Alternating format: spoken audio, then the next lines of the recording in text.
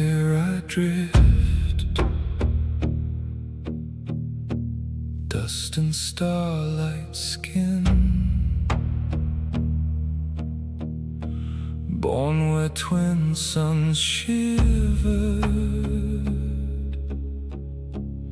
and refused to end. I stitch the lesson, no. Keep original language, user English, avoid weird. Let's continue. I stitch the fractures with a borrowed thread. The loom keeps asking for the time I've bled.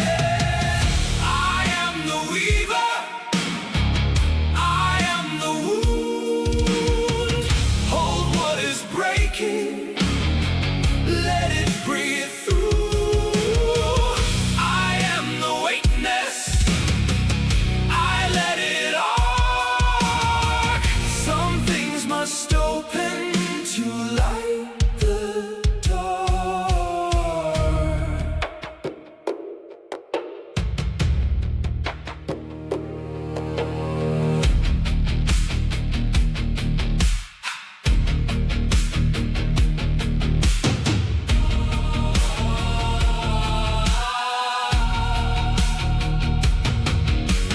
Kelvash came sliding through the split domains, saying every tower turns to dust and rain. I pulled each shard tighter till the silence shook, and then I saw the purpose in the cracks I overlooked. So I leave the loom now, I cut my name loose. No crown, no claim, no saving, just the sky's own truth. I fold into the hum between each star. Let reality sleep. I was never meant to guard.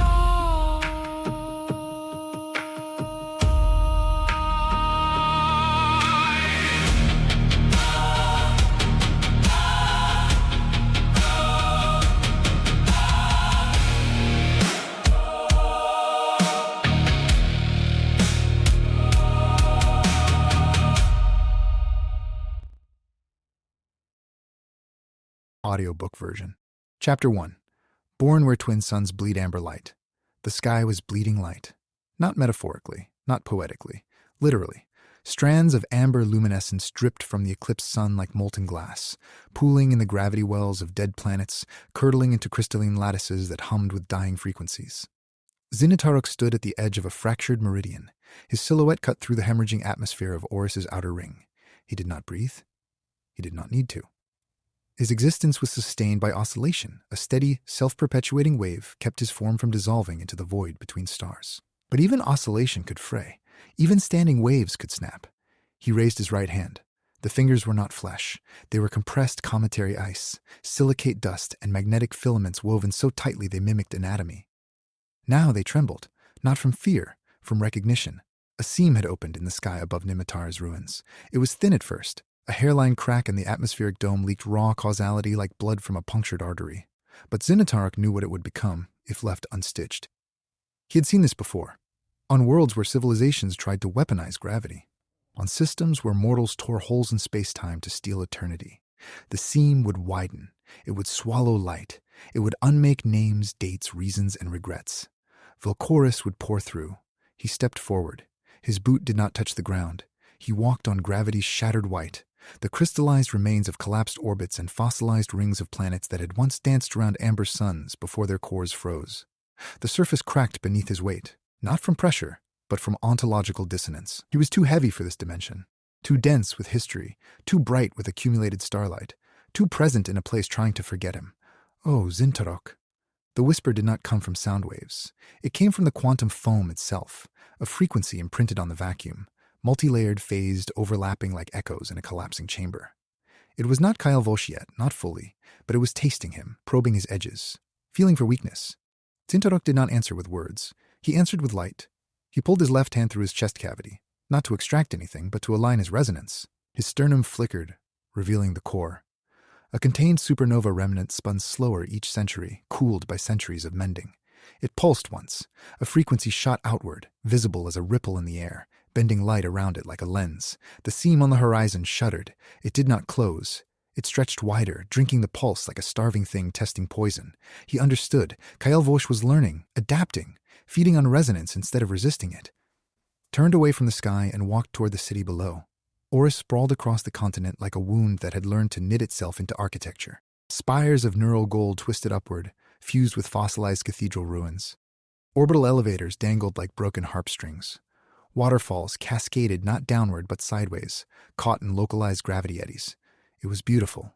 It was dying. Every second, Oris lost another memory to entropy, another street name, another face, another law of physics that softened into suggestion. He descended. The air grew thick with temporal residue. Time here did not flow. It pooled, eddied, sometimes reversed in sudden gusts that made dust rise upward, rainfall horizontally, and shadows detach from their sources to walk independently. Zyn'tharok moved through it calmly. He had drunk from rivers of collapsed time before. He knew its taste: copper, ozone, the metallic tang of forgotten birthdays, the sour note of last words never spoken. A lantern-bearer stood on a terrace overlooking the central plaza. Hooded, still, holding a lantern that burned with static white flame. The figure did not speak. It could not. Mortal vocal cords could not carry the weight of Weaver's presence without shattering. Instead, it raised the lantern 3 inches, a warning, or a plea. Zyn'tharok nodded. He would take the shell. He placed his hand on the bearer's shoulder. The contact was not physical. It was resonant. Zyn'tharok's frequency matched the lantern's core, and for a moment they synchronized. The hooded figure shuddered, its form blurred, edges softening into light and shadow. Zyn'tharok stepped through it like walking through water, shedding his current vessel like a worn coat. He was now the bearer. Hood down, lantern in hand, chest empty of breath but full of hume. He raised the lantern. The flame flared. For 3 seconds the plaza stabilized. Rain fell straight. Shadows clung to stone. The temporal eddies stilled. In that fragile bubble, Zyn'tharok saw clearly. Across the sky, Kyle Vosh was rising. Not from below, from between. It unspooled through fractured dimensions like ink in water. A colossal serpentine convergence of abyssal pressure, corrupted starlight, and drowned civilizations. Its scales were mirrors reflecting Zyn'tharok's past failures, worlds he could not save, names he failed to preserve, stars that went out without his hand near them. Its eyes were event horizons, dark and depthless, seeing all possibilities but choosing none. It spoke, not in language, in compression. The air buckled, stone groaned, the lantern's flame guttered toward the edge of its bubble. You stitch what I unravel, Kyle Vosh's voice vibrated through bone, through circuitry, through dream. You mend what I unmake. You are a janitor in a house that prefers dust. Zyn'tharok did not flinch. He adjusted the lantern's grip, felt the cold of his own fingers. Comet dust. Yes, but also memory, weight, consequence. He remembered amber light, remembered twin suns bleeding into a gravity well that refused to collapse, remembered condensation, remembered birth without breath, remembered purpose without pulse. I do not conquer, he said. His voice was the hum of a high-tension wire stretched across a supernova's wake. I do not claim. I only fan embers. Kyle Vosh laughed. The sound stripped paint from metal. It cracked glass in domes above. It made the lantern-bearer's knees buckle under sudden mortality. Embers? You hoard them. You cage them in your chest like a mortal with a dying hearth. Let them burn out. Let them ash. All light is temporary. All weave phrase. Zyn'tharok raised the lantern higher. The static flame flared white-hot. For 2 seconds, reality held. He saw it then, the true shape of Kyle Vosh's advance. Not an invasion, a unraveling. It was not attacking Oris. It was attacking continuity. Every step it took, time stuttered. History bled backward. Children remembered old age. Archives forgot their titles. Laws of physics softened into suggestions, then memories, then myths. Vel'quoriss was not coming. It was already here, just beginning to breathe. Zyn'tharok turned from the serpent and walked toward the central spire. The LOOM chamber, where Oris's core resonance aligned with cosmic threads. The elders would be waiting. They always waited. They watched him like a storm watching a coastline, afraid, dependent, reverent, terrified of what he might become if the work stopped. He climbed the spiral ramp, Steps shifted under him. Some led up, some led down, some led sideways into memory. He did not look down. He looked ahead, at the chamber doors, at the hum of the core, at the weight of what came next. Behind him, Kael'vash coiled higher, swallowing constellations whole. The sky darkened, not from clouds, from absence. Stars winked out one by one, not exploding, but simply forgetting they were light. Zyn'tharok placed his hand on the door. It opened without touch, responded to frequency alone. Inside, the loom waited, a construct of spun gravity, frozen time, and captured supernova hums, humming in harmonic dissonance. Threads stretched outward into the dark, connecting to dying worlds, fraying stars, collapsing moons, silent civilizations that had prayed to no one and received only static. He sat, crossed his legs, opened his hands. Let the resonance flow from core to fingertips. Let the frequency match the threads. Let him find the cracks, and he began to stitch. The first thread snapped. A world fell silent. He felt it. Felt the absence like a tooth pulled from his skull. He did not stop, stitched again and again. Each pull of the needle drew memory, light, gravity, consequence. Each knot held for a time, then frayed, then needed mending. He drank from a nearby pool of collapse time, tasted a supernova's rhyme, spin to stop, light to dark, name to ash, breath to echo. He recorded it in a crystalline sphere that grew from his temple. Not for glory, for balance. A reminder that even endings have rhythm. Even voids have music. Behind him, the lantern flickered. The bearer's shell was failing. Entropy seeped through the stabilized bubble. Kael'vash pressed closer, scales scraping reality like sandpaper on glass. "You tire," the serpent whispered. "No heartbeat beats, no lungs draw. How long before your frequency falters? Before you become Vel'quoriss? Before you forget why you stitch?" Zyn'tharok did not answer with words. He answered with action. He pulled a thread of his own silver hair. Comet dust filaments, luminous and tensile. He threaded it through the loom's core. He sang back. Not a song. A frequency. Pure, steady, unwavering. The frequency of amber light. Of twin suns bleeding into gravity. Of hands that gather what the void won't trust. Of eyes like glass orbiting wide, seeing all, claiming none. The chamber shuddered. The loom hummed in response. Threads brightened. Fractures knitted. Dying stars flickered back to life. Not fully, but enough. Enough for names to persist. For seasons to turn, for comets to weep instead of vanish. Kael'vash recoiled, not from pain, from recognition. It saw what Zyn'tharok knew, that Vel'quoriss was not an enemy, it was a mirror, a state of being where maintenance becomes optional, where existence becomes suggestion, where the universe decides it no longer wishes to be perceived. Kael'vash hunted Zyn'tharok because Zyn'tharok refused to let go, because he stitched when he could rest, because he walked where gravity shattered rather than yield to smoothness. The serpent slithered backward into the fractures, not defeated, waiting, learning, preparing for the chorus. Zyn'tharok lowered his hands. The lantern's flame steadied, the bearer's shell stabilized. For now, reality held. But he felt it, the itch in his core, the hum in his bones, the whisper of tomorrow weaving itself from yesterday's fear. He stood, adjusted his hood, stepped toward the door. Behind him, the loom sighed. The universe exhaled. Somewhere a black hole hummed, a comet wept, a child remembered her mother's name. Zyn'tharok walked into the amber dark, not toward rest, toward the next seam, the next fall, the next frequency that would keep the cosmos from forgetting it was real. He did not know what came next. He only knew he would be there to catch it. Vel'quoriss, through the velvet dark, the vacuum whispered again. Closer this time, tasting his edges, learning his rhythm. Zyn'tharok closed his eyes, listened to the hum of his own core, pulled the next thread, and began again. Chapter 2. Walks on gravity's shattered white. The white was not a color. It was a graveyard of broken vectors.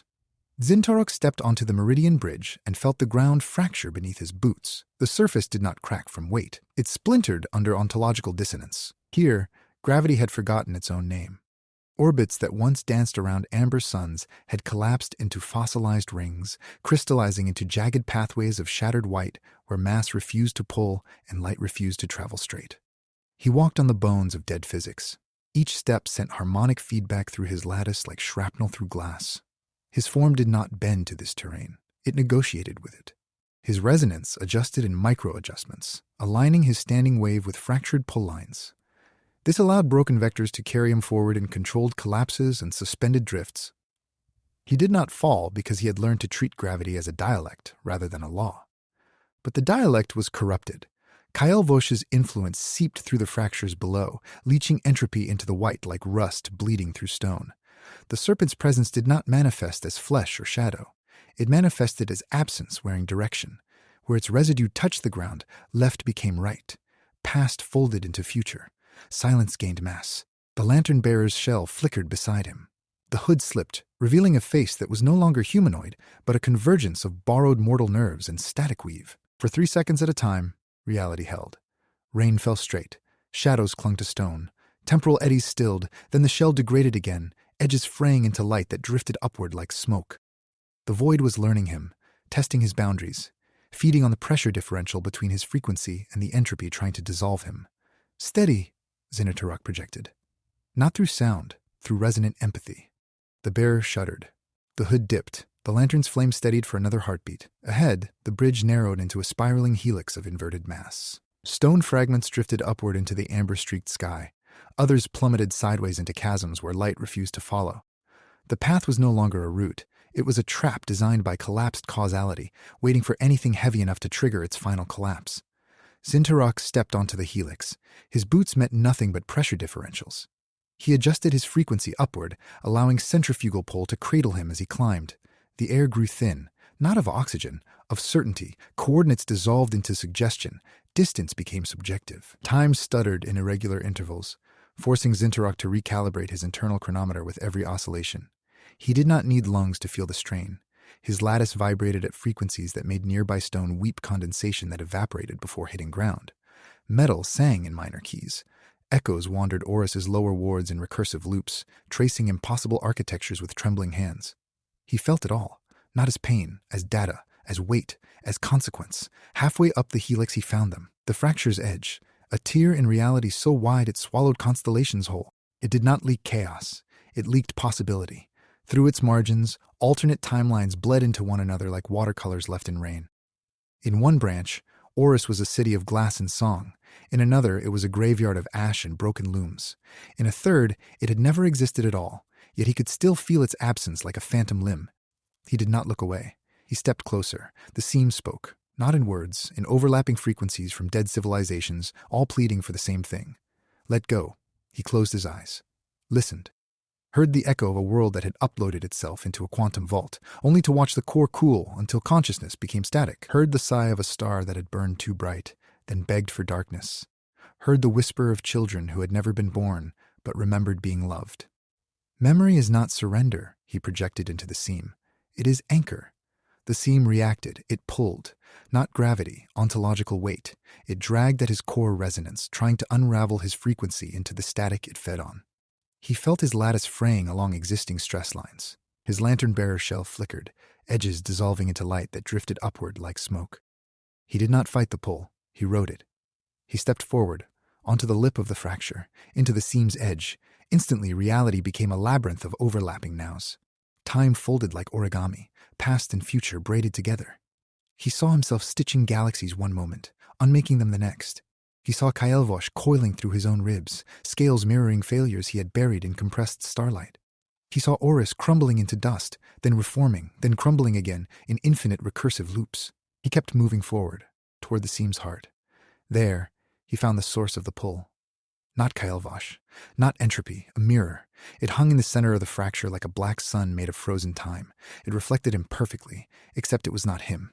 This reflection had no lantern, no hood, no core pulse, just smooth, featureless dark that drank light and gave back only echoes. And from its surface, threads extended outward, connecting to every weaver who had ever died in service of the loom. Their resonance was trapped here, not destroyed. Preserved. Waiting. The mirror spoke through all of them at once, a chorus of static and sighs. You are not the first. You will not be the last. Why do you resist the quiet? The weave frays anyway. The thread snaps, the needle breaks. Lay it down. He stepped closer. His core flared white-hot. He reached out with his resonance, prepared to shatter the mirror and seal the seam. But before he could synchronize, the mirror showed him something he had never seen. Himself, older, tired, sitting on the edge of a dead world, lantern dark, hood pulled low, watching stars go out without stitching, without fighting, without hope. This is what waiting costs, the chorus whispered. Not death, relief. He closed his eyes, let the reflection sink into his lattice, felt the weight of it settle in his core like a second heart beating out of sync with the first. 2 pulses now, one steady, one frantic, echoing with dead Weaver's final sighs. He had not shattered the mirror. He had absorbed its offer, and in doing so, he had learned what Vel'quoriss truly was. Not an enemy. A threshold. A state where maintenance becomes optional and existence becomes suggestion. He stepped out of the seam. Reality stabilized around him. But he did not feel triumph. He felt weight. The kind that sinks ships, the kind that bends spines, the kind that makes even gods question why they stand at all. Behind him, the seam closed, but not completely. A hairline crack remained, and from it, a single drop of liquid darkness fell. It hit the ground and hissed. Where it touched, stone remembered how to rot. Metal forgot how to hold together. Light grew lazy. Kael'vosh was no longer hunting him. It was preparing him. He adjusted his hood, picked up the lantern, walked toward Oris's central spire. His steps were heavier. His core pulsed slower, but his frequency did not waver. He would carry the quiet that begged him to rest, and he would still stitch, because exhaustion was not surrender, and consequences demanded witnesses. Chapter 3. Fingers spun from comet dust. Comet dust does not settle. It orbits. It endures. It remembers the sun that birthed it before that sun forgot how to burn. Zyn'tharok's fingers were no longer hands. They were constellations of compressed ice, silicate grains, and magnetic filaments bound by conscious tension. Each knuckle held a micro-ecosystem of frozen volatiles. Each nail, a shard of crystallized time. Each fingertip, a locus where reality could be pinched, pulled, or stitched. When he moved them, they did not bend. They aligned. When he gripped the loom's threads, they did not crush them. They harmonized with them. When he touched the fractures in space-time, they did not close them. They remembered them until memory became structure. He knelt at the edge of the Cygnus fringe, where a spiral arm was unraveling star by star, not from collision, from forgetting. The stars here had stopped believing they were supposed to burn. Their fusion cycles slowed, their light dimmed, their orbits grew lazy, then random, then non-existent. They drifted into the void like dandelion seeds caught in a draft, beautiful and utterly abandoned. He reached out. His comet dust fingers trembled as they brushed the outer atmosphere of a dying yellow dwarf. The contact sent thermal waves through his lattice. He felt every atom's reluctance, every photon's fatigue. He pulled its final fusion sequence into his fingertips. It screamed through him in chemical reactions, unraveling into poetry, hydrogen collapsing into silence. He did not force it. He harmonized with it. He matched its decay rate until resistance became rhythm. He stitched it to its orbital partner. Not with thread, with compulsion. A frequency that commanded matter to remember its purpose, to burn, to hold, to endure. The star flared, then stabilized, then settled into a slow, steady hum. Not alive, but awake, aware of its own persistence. He moved to the next, and the next, and the next. His resonance frayed with every stitch. The microfractures in his knuckles leaked ionized vapor that smelled of old comets and dead atmospheres. He did not stop. He adjusted his core frequency downward, allowing the strain to flow through him rather than shatter him. His form flickered. Hooded silhouette dissolved into raw light for 3 seconds, then reformed as the lantern-bearer, shell-stabilizing under the weight of borrowed mortal nerves. Behind him, Oris's warning chime sounded. Not for him, for the fringe. The celestial architecture was straining under the weight of localized deferral. Every stitch he pulled created tension elsewhere. The loom's machinery did not preserve reality. It deferred collapse. It bought time for entropy to gather strength. It made the weaver tired, so he would eventually stop. He felt it in his core. 2 hearts now beating out of sync. One steady, one frantic, echoing with dead weaver's final sighs. He had spent eons believing he was mending. Now he saw the architecture of his labor, a suture on a wound that wanted to bleed out, a mechanic in a machine designed to break itself slowly. He stopped, hovered, let his lantern flame gutter low, closed his eyes. He did not dream of rest. He dreamed of consequence. He saw Oris crumbling into dust, then reforming, then crumbling again. He saw Kael'vosh coiling through dead weaver's ribs, scales mirroring every stitch that had ever frayed. He saw himself, years from now, sitting on the edge of a silent galaxy, lantern dark, watching stars go out without fighting, without hope. And he saw something else. The loom was not neutral. It was dependent. Every fracture it mended created 2 more elsewhere. Every stitch pulled tension into the weave that would eventually snap. Deferral was not preservation. It was harvest, feeding on weaver persistence until the vessel cracked, then recycling the resonance into a new cycle of exhaustion. His core flared white-hot, not in rage, in realization. He had been carrying borrowed memory as if it were purpose. But borrowed memory demands repayment, and the cosmos always collects. He opened his eyes, stood, adjusted his frequency upward, past harmony, past compliance, into rebellion. He did not stitch the fringe back together. He unmade Kael'vosh's influence. He pulled every dying star's resonance inward, compressed it into a single point of coherent fire, then released it as a shockwave that swept through the arm. Stars flared. Orbits snapped back into alignment. Light straightened. Gravity remembered its name, but the cost was immediate. His core overloaded. One heartbeat fast, one beat slow. The dissonance cracked his lattice from sternum to crown. His lantern-bearer shell vaporized instantly. His form collapsed inward, condensing into a sphere of raw resonance, comet dust, and compressed starlight that hovered trembling in the void. Oris's chime escalated. Vel'quoriss threshold breach, Weaver resonance critical, anchor protocol initiating. He did not panic. He understood. Oris was not mourning him. It was preparing for his collapse. For what would happen when the Weaver stopped, when the stitch frayed, when the quiet finally won? He slowly expanded, let his lattice reform, let his shell reweave, let his core pulse settle into a new rhythm, uneven, strained, but unbroken.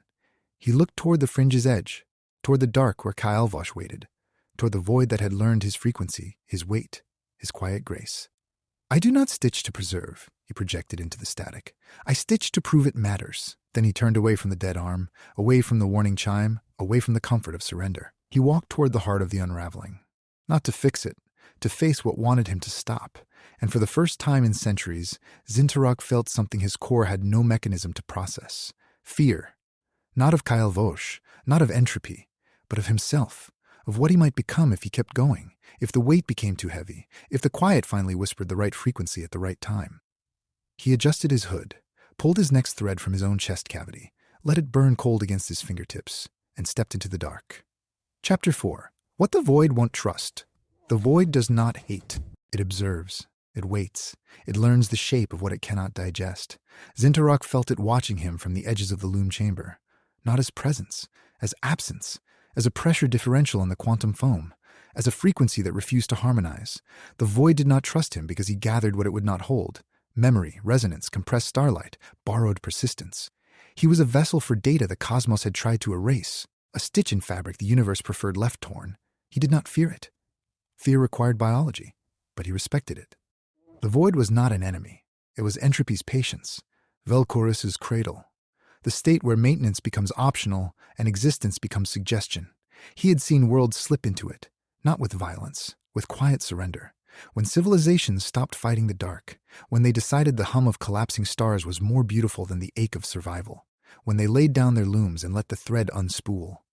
He turned from the loom, walked to the chamber's edge, looked out through the fractured dome into the amber-streaked sky. The Void pressed closer, not to invade, to test, to see if he would blink first, if he would let go of a thread, if he would acknowledge that some fractures were too wide to mend, that some falls were too far to catch, that some names were already ash and clinging to them was cruelty disguised as mercy. He did not blink. He adjusted his resonance, matched the Void's frequency, let it wash over him without shattering his lattice. His comet dust fingers trembled. His core pulsed slower. His hooded silhouette flickered, shell degrading under ontological pressure. But he held his ground. He remained a stitch in fabric the universe preferred left torn. Behind him, the loom hummed in dissonance. Threads vibrated at frequencies that made stone weep condensation and metal sing in minor keys. Echoes wandered Oris's lower wards in loops, tracing impossible architectures with trembling hands. Kael'vosh coiled higher above, scales mirroring Zyn'tharok's past failures, eyes event horizons, seeing all possibilities, but choosing none. The serpent had learned to wait, to watch, to let the weaver tire himself against the weight of borrowed memory. Zyn'tharok turned back to the loom, crossed his legs, opened his hands, let the resonance flow from core to fingertips, pulled a thread fraying at both ends. A world where gravity had inverted and cities floated in skies that forgot which way was down. A civilization that had tried to ride collapsing stars upward and failed, leaving behind scaffolding made of frozen time and prayers etched into asteroid beds. He did not pity them. Pity required biology. He observed. He mapped. He adjusted his frequency to harmonize with the fractures rather than fight them. His comet dust fingers trembled as he reached for the thread. Microfractures appeared in his knuckles, leaking ionized vapor that smelled of old comets and dead atmospheres. He did not stop. He adjusted his core frequency downward, allowing the strain to flow through him rather than shatter him. His form flickered. Hooded silhouette dissolved into raw light for 3 seconds, then reformed as the lantern-bearer, shell-stabilizing under the weight of borrowed mortal nerves. He threaded the needle, pulled, stitched, knotted, held. The world's gravity stabilized. Not permanently, enough to buy time, enough for cities to descend, enough for skies to remember down, enough for prayers to be heard by something other than static. Zyn'tharok exhaled static. The lantern-bearer's chest rose and fell in mimicry. His fingers relaxed, the microfractures sealed under comet dust pressure. He reached for the next thread. Behind him, the loom shuddered, not from strain, from recognition. It knew what he was becoming, what he had always been, the weaver who walks on gravity's shattered white because falling is no longer an option, because rest is a luxury the cosmos cannot afford, because if he stops, Vel'quoriss will breathe. And Vel'quoriss does not wake gently. He closed his eyes, listened to the hum of his own core, pulled the next thread, and began again. Chapter 5. No heartbeat beats, no lungs he draws. His lattice did not vibrate in rhythm. He had no pulse to mark the passage. The absence was a hollow space within the chest cavity, a void where the heart should have been. Instead, it was filled with static. A silence so complete it hummed louder than any engine. He stood before the archive trench's deepest node where the foundational codices of Oris lay etched into the planetary crust. Here, he did not breathe. He did not need to. But here, in the deepest part of the machine, there were no lungs to draw air. There was only the oscillation, and the cost of it. He had spent eons believing he was mending. Now he saw the architecture of his labor, a suture on a wound that wanted to bleed out, a mechanic in a machine designed to break itself slowly. The silence in his chest was not emptiness. It was fullness. It held the weight of every beat he could not take. He listened to the hum. It did not sound like music. It sounded like memory. Every beat of his own resonance was a theft from a world that had already died. He felt the phantom pulse in his sternum, a ghost rhythm that had no body to vibrate against. The silence pressed against him. Not with pressure, with expectation. The machine expected a heart. It expected a life. But he had none. He was a standing wave in the foam of existence, oscillating where others breathed. He did not try to fix it. He did not try to fill it. He simply existed within the hollow space, acknowledging the silence that demanded to be known. The void did not hate him because he lacked a heart. It respected him because he had no need for one. He reached into his own chest cavity and felt nothing but the empty hum. A resonance of pure energy.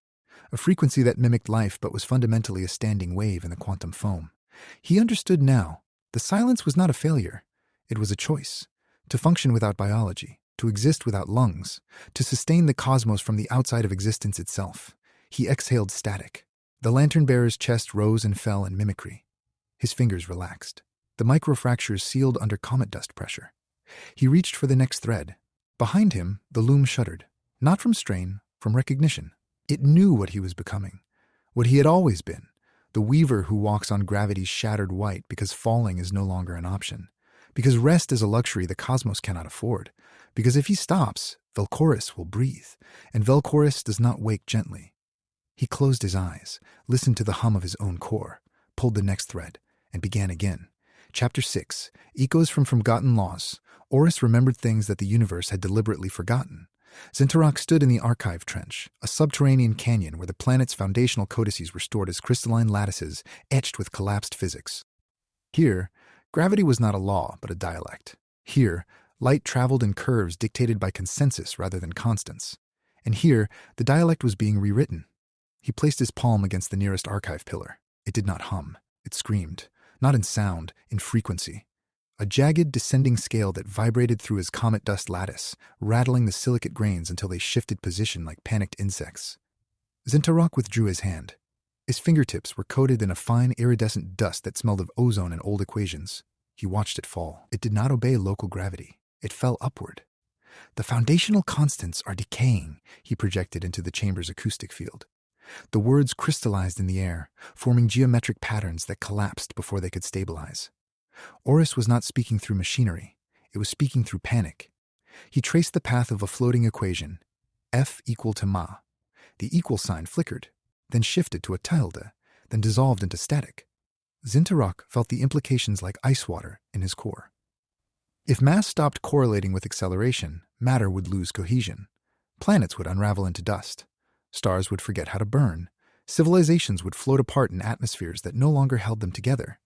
Kyle was not just unraveling space-time. It was unlearning physics. Zyn'tharok moved deeper into the trench. The walls here were lined with fossilized equations, their symbols glowing faintly before dimming to ash gray. He recognized fragments of dead disciplines, thermodynamics rewritten as poetry, quantum mechanics reduced to myth, general relativity collapsed into parable. Someone had tried to sanitize reality, to make it gentler, to strip away the harsh constants that demanded precision, sacrifice, and consequence. He found the source at the trench's base, a node of corrupted resonance, pulsing in rhythmic bursts that matched Kylevosh's compression signature. It was not attacking Horus. It was broadcasting, transmitting a frequency that told matter. You may relax. You may forget how to hold together. The rules are suggestions now. Zyn'tharok stepped toward it. His boots sank into the floor, which had softened into something resembling petrified gel. He reached out with his resonance, preparing to overlay a stabilizing counter-frequency. But before he could synchronize, the node reacted. It mimicked him. Not copied, mimicked. It learned his harmonic profile in 0.3 seconds, then twisted it and returned it at double amplitude. Zyn'tharok's form convulsed. His comet dust lattice fractured along 3 primary axes. He staggered back, core flaring white-hot as he forced the feedback out through his sternum in a visible shockwave that shattered nearby archive pillars. The node laughed, not in sound, in structural collapse. Stone crumbled into sand. Sand turned to vapor.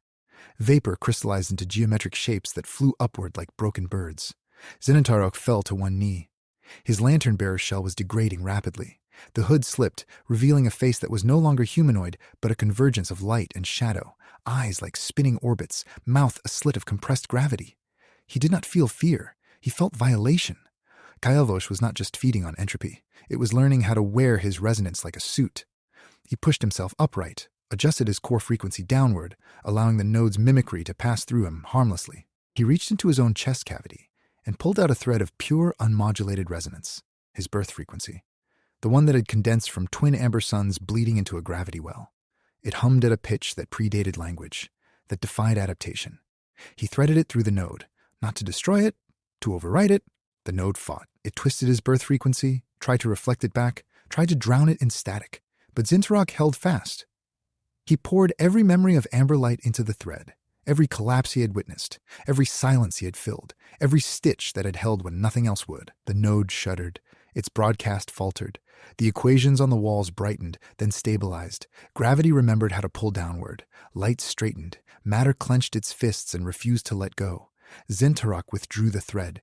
It was frayed at the tip, scorched by resistance, but intact. He turned to leave. The trench was quieter, but something had changed. On the floor where the node had pulsed, a single word remained etched in crystalline dust. Obey.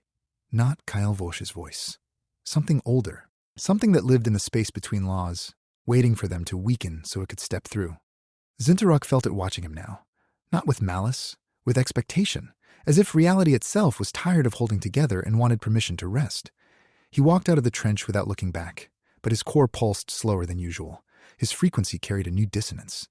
The laws were not just decaying, they were being seduced into surrender, and if they gave in, there would be no cracks left to stitch, only smooth, silent unraveling. At the chamber's threshold, he paused, looked up at Horus's ceiling, where neural gold spires curved like frozen prayers. He spoke to the void that had learned his name. "Let them rest," he said. "I will not." The chamber answered with silence. But the silence was heavier now. It had weight. It had shape. It had learned how to wait. Chapter 7. The cracks in space-time seam's fractures do not open because something breaks them. They open because something stops holding them closed. Zyn'tharok stood at the edge of the great seam, a tear in reality so wide it swallowed constellations whole. It did not leak chaos. It leaked possibility. Through its edges, alternate timelines bled into one another like watercolors left in rain. In one branch, Horus was a city of glass and song. In another, it was a graveyard of ash and broken looms. In a third, it had never existed at all, yet Zyn'tharok could still feel its absence like a phantom limb. He adjusted his lantern. The static flame flared, then dimmed.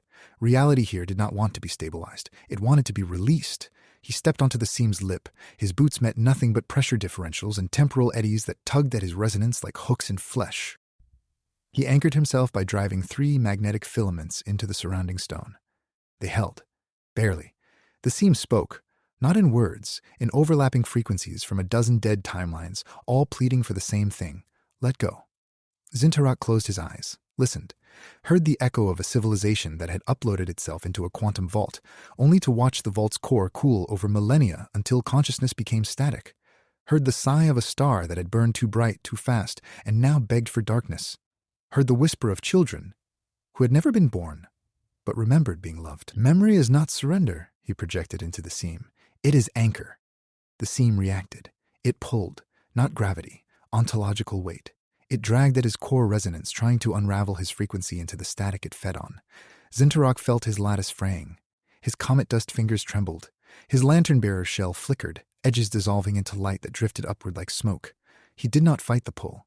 He rode it. He dropped into the seam. Instantly, reality became a labyrinth of overlapping nows, time folded like origami, past and future braided together. He saw himself stitching galaxies one moment, unmaking them the next. He saw Kael'vosh coiling through his own ribs, scales mirroring his failures. He saw Oris crumbling into dust, then reforming, then crumbling again in infinite recursive loops. He kept moving forward, through the labyrinth toward the seam's heart. There, he found the source of the pull. Not Kael'vosh, not entropy, a mirror. It hung in the center of the fracture like a black sun made of frozen time. It reflected Zyn'tharok perfectly, except it was not him. This reflection had no lantern, no hood, no core pulse. Just smooth, featureless dark that drank light and gave back only echoes. And from its surface, threads extended outward, connecting to every weaver who had ever died in service of the loom. Their resonance was trapped here, not destroyed, preserved, waiting. The mirror spoke through all of them at once, a chorus of static and sighs. You are not the first. You will not be the last. Why do you resist the quiet? The weave phrase, anyway. The thread snaps. The needle breaks. Lay it down. Zyn'tharok stepped closer. His core flared white-hot. He reached out with his resonance, prepared to shatter the mirror and seal the seam. But before he could synchronize, the mirror showed him something he had never seen. Himself, older, tired, sitting on the edge of a dead world, lantern dark, hood pulled low, watching stars go out without stitching, without fighting, without hope. This is what waiting costs, the chorus whispered. Not death, relief. Zyn'tarok's frequency dropped, not in surrender, in calculation. He understood now. The seam was not attacking him, it was offering him an exit, a graceful retreat into the Vel'quoriss state. No more strain, no more fractures to mend, no more borrowed memory crushing his core, just quiet, just rest. He smiled, not with a mouth, with resonance, a sharp, upward harmonic that cracked the mirror's surface like glass under pressure. I do not want relief, he projected. I want consequence. He drove his hands into the mirror, not to destroy it, to claim it. He pulled its resonance inward, folding it into his core like a second heart. The seam shuddered. The overlapping timelines collapsed. The thread snapped. The mirror fractured into 1,000 shards that dissolved into static before hitting the ground. Zyn'tarok staggered back. His core was heavier now. 2 pulses instead of 1. One steady, one frantic, echoing with dead weaver's final sighs. He had stolen Kael'vosh's bait and turned it into ballast. He stepped out of the seam. Reality stabilized around him. But he did not feel triumph. He felt weight, the kind that sinks ships, the kind that bends spines, the kind that makes even gods question why they stand at all. Behind him the seam closed, but not completely. A hairline crack remained, and from it a single drop of liquid darkness fell. It hit the ground and hissed. Where it touched, stone remembered how to rot. Metal forgot how to hold together. Light grew lazy. Kael'vosh was no longer hunting him. It was preparing him. Zyn'tarok adjusted his hood, picked up the lantern, walked toward Oris's central spire. His steps were heavier, his core pulsed slower, but his frequency did not waver. He would carry the dead weavers, he would carry the mirror, he would carry the quiet that begged him to rest, and he would still stitch. Because exhaustion was not surrender, and consequences demanded witnesses. Chapter 8. Stitching galaxies like dreams galaxies do not die in explosions. They die in sighs. Zyn'tarok floated at the edge of the Cygnus fringe, where a spiral arm was unraveling star by star, not from collision, from forgetting. The stars here had stopped believing they were supposed to burn. Their fusion cycles slowed, their light dimmed, their orbits grew lazy, then random, then non-existent. They drifted into the void like dandelion seeds caught in a draft, beautiful and utterly abandoned. Kael'vosh was not attacking them, it was converting them, turning stellar fire into quiet ash, into dream logic, into something that no longer demanded energy, only memory. Zyn'tarok opened his core. Let resonance pour out in a wide, sweeping arc. He reached for the nearest dying star. a yellow door flickering like a candle in a draft. He pulled its final fusion sequence into his lattice. It screamed through him in thermal waves, chemical reactions unraveling into poetry, hydrogen collapsing into silence. He felt every atom's reluctance, every photon's fatigue. He stitched it to its orbital partner, not with thread, with compulsion, a frequency that commanded matter to remember its purpose, to burn, to hold, to endure. The star flared, then stabilized, then settled into a slow, steady hum, not alive, but awake, aware of its own persistence. Zyn'tharok moved to the next, and the next, and the next. His resonance frayed with every stitch. His comet dust fingers cracked. His lantern-bearer shell degraded to translucent gossamer. His core pulsed erratically, two hearts now beating out of sync, one steady, one frantic, both bleeding static. But he did not stop. He could not. The fringe was vast, the unraveling was spreading, and each star he saved whispered a different truth. "We are tired. We have burned too long. Let us rest." He heard it in the wind that carried no particles. He saw it in the way light bent backward near dead planets. He felt it in the static that coated his frequency like ash on glass.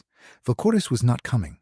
It was already here, not as an enemy, as an invitation, a collective sigh from a cosmos exhausted by its own persistence.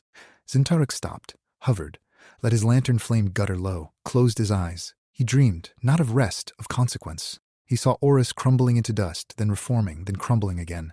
He saw Kael'vosh coiling through dead weaver's ribs, scales mirroring every stitch that had ever frayed. He saw himself, years from now, sitting on the edge of a silent galaxy, lantern dark, watching stars go out without fighting, without hope. And he saw something else. The loom was not neutral. It was dependent on the unraveling. Every fracture it mended created two more elsewhere. Every stitch pulled tension into the weave that would eventually snap. The loom did not preserve reality. It deferred collapse, bought time for entropy to gather strength, made the weaver tired so he would eventually stop. Zyn'tharok's core flared white-hot, not in rage, in realization. He had been a mechanic in a machine that was designed to break itself slowly, a suture on a wound that wanted to bleed out. He opened his eyes, stood, adjusted his frequency upward, past harmony, past compliance, into rebellion. He did not stitch the fringe back together. He unmade Kael'vosh's influence. He pulled every dying star's resonance inward, compressed it into a single point of coherent fire, then released it as a shockwave that swept through the arm. Stars flared. Orbit snapped back into alignment. Light straightened. Gravity remembered its name.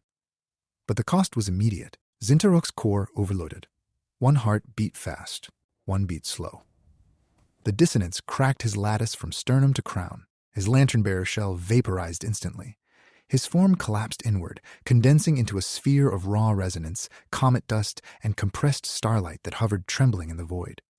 Behind him, Orus's warning chime sounded for the first time in millennia. A single, sustained note that vibrated through planetary crust, neural gold spires, and echoes recursive loops. Vel'quoriss threshold breach. Weaver resonance critical. Anchor protocol initiating. Zyn'tharok did not panic. Orus was not mourning him.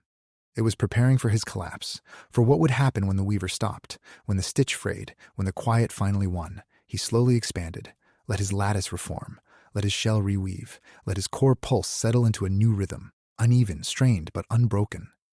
He looked toward the fringe's edge, toward the dark where Kael'vosh waited, toward the void that had learned his frequency, his weight, his quiet grace. "I do not stitch to preserve," he projected into the static. "I stitch to prove it matters." Then he turned away from the warning chime, away from the comfort of surrender.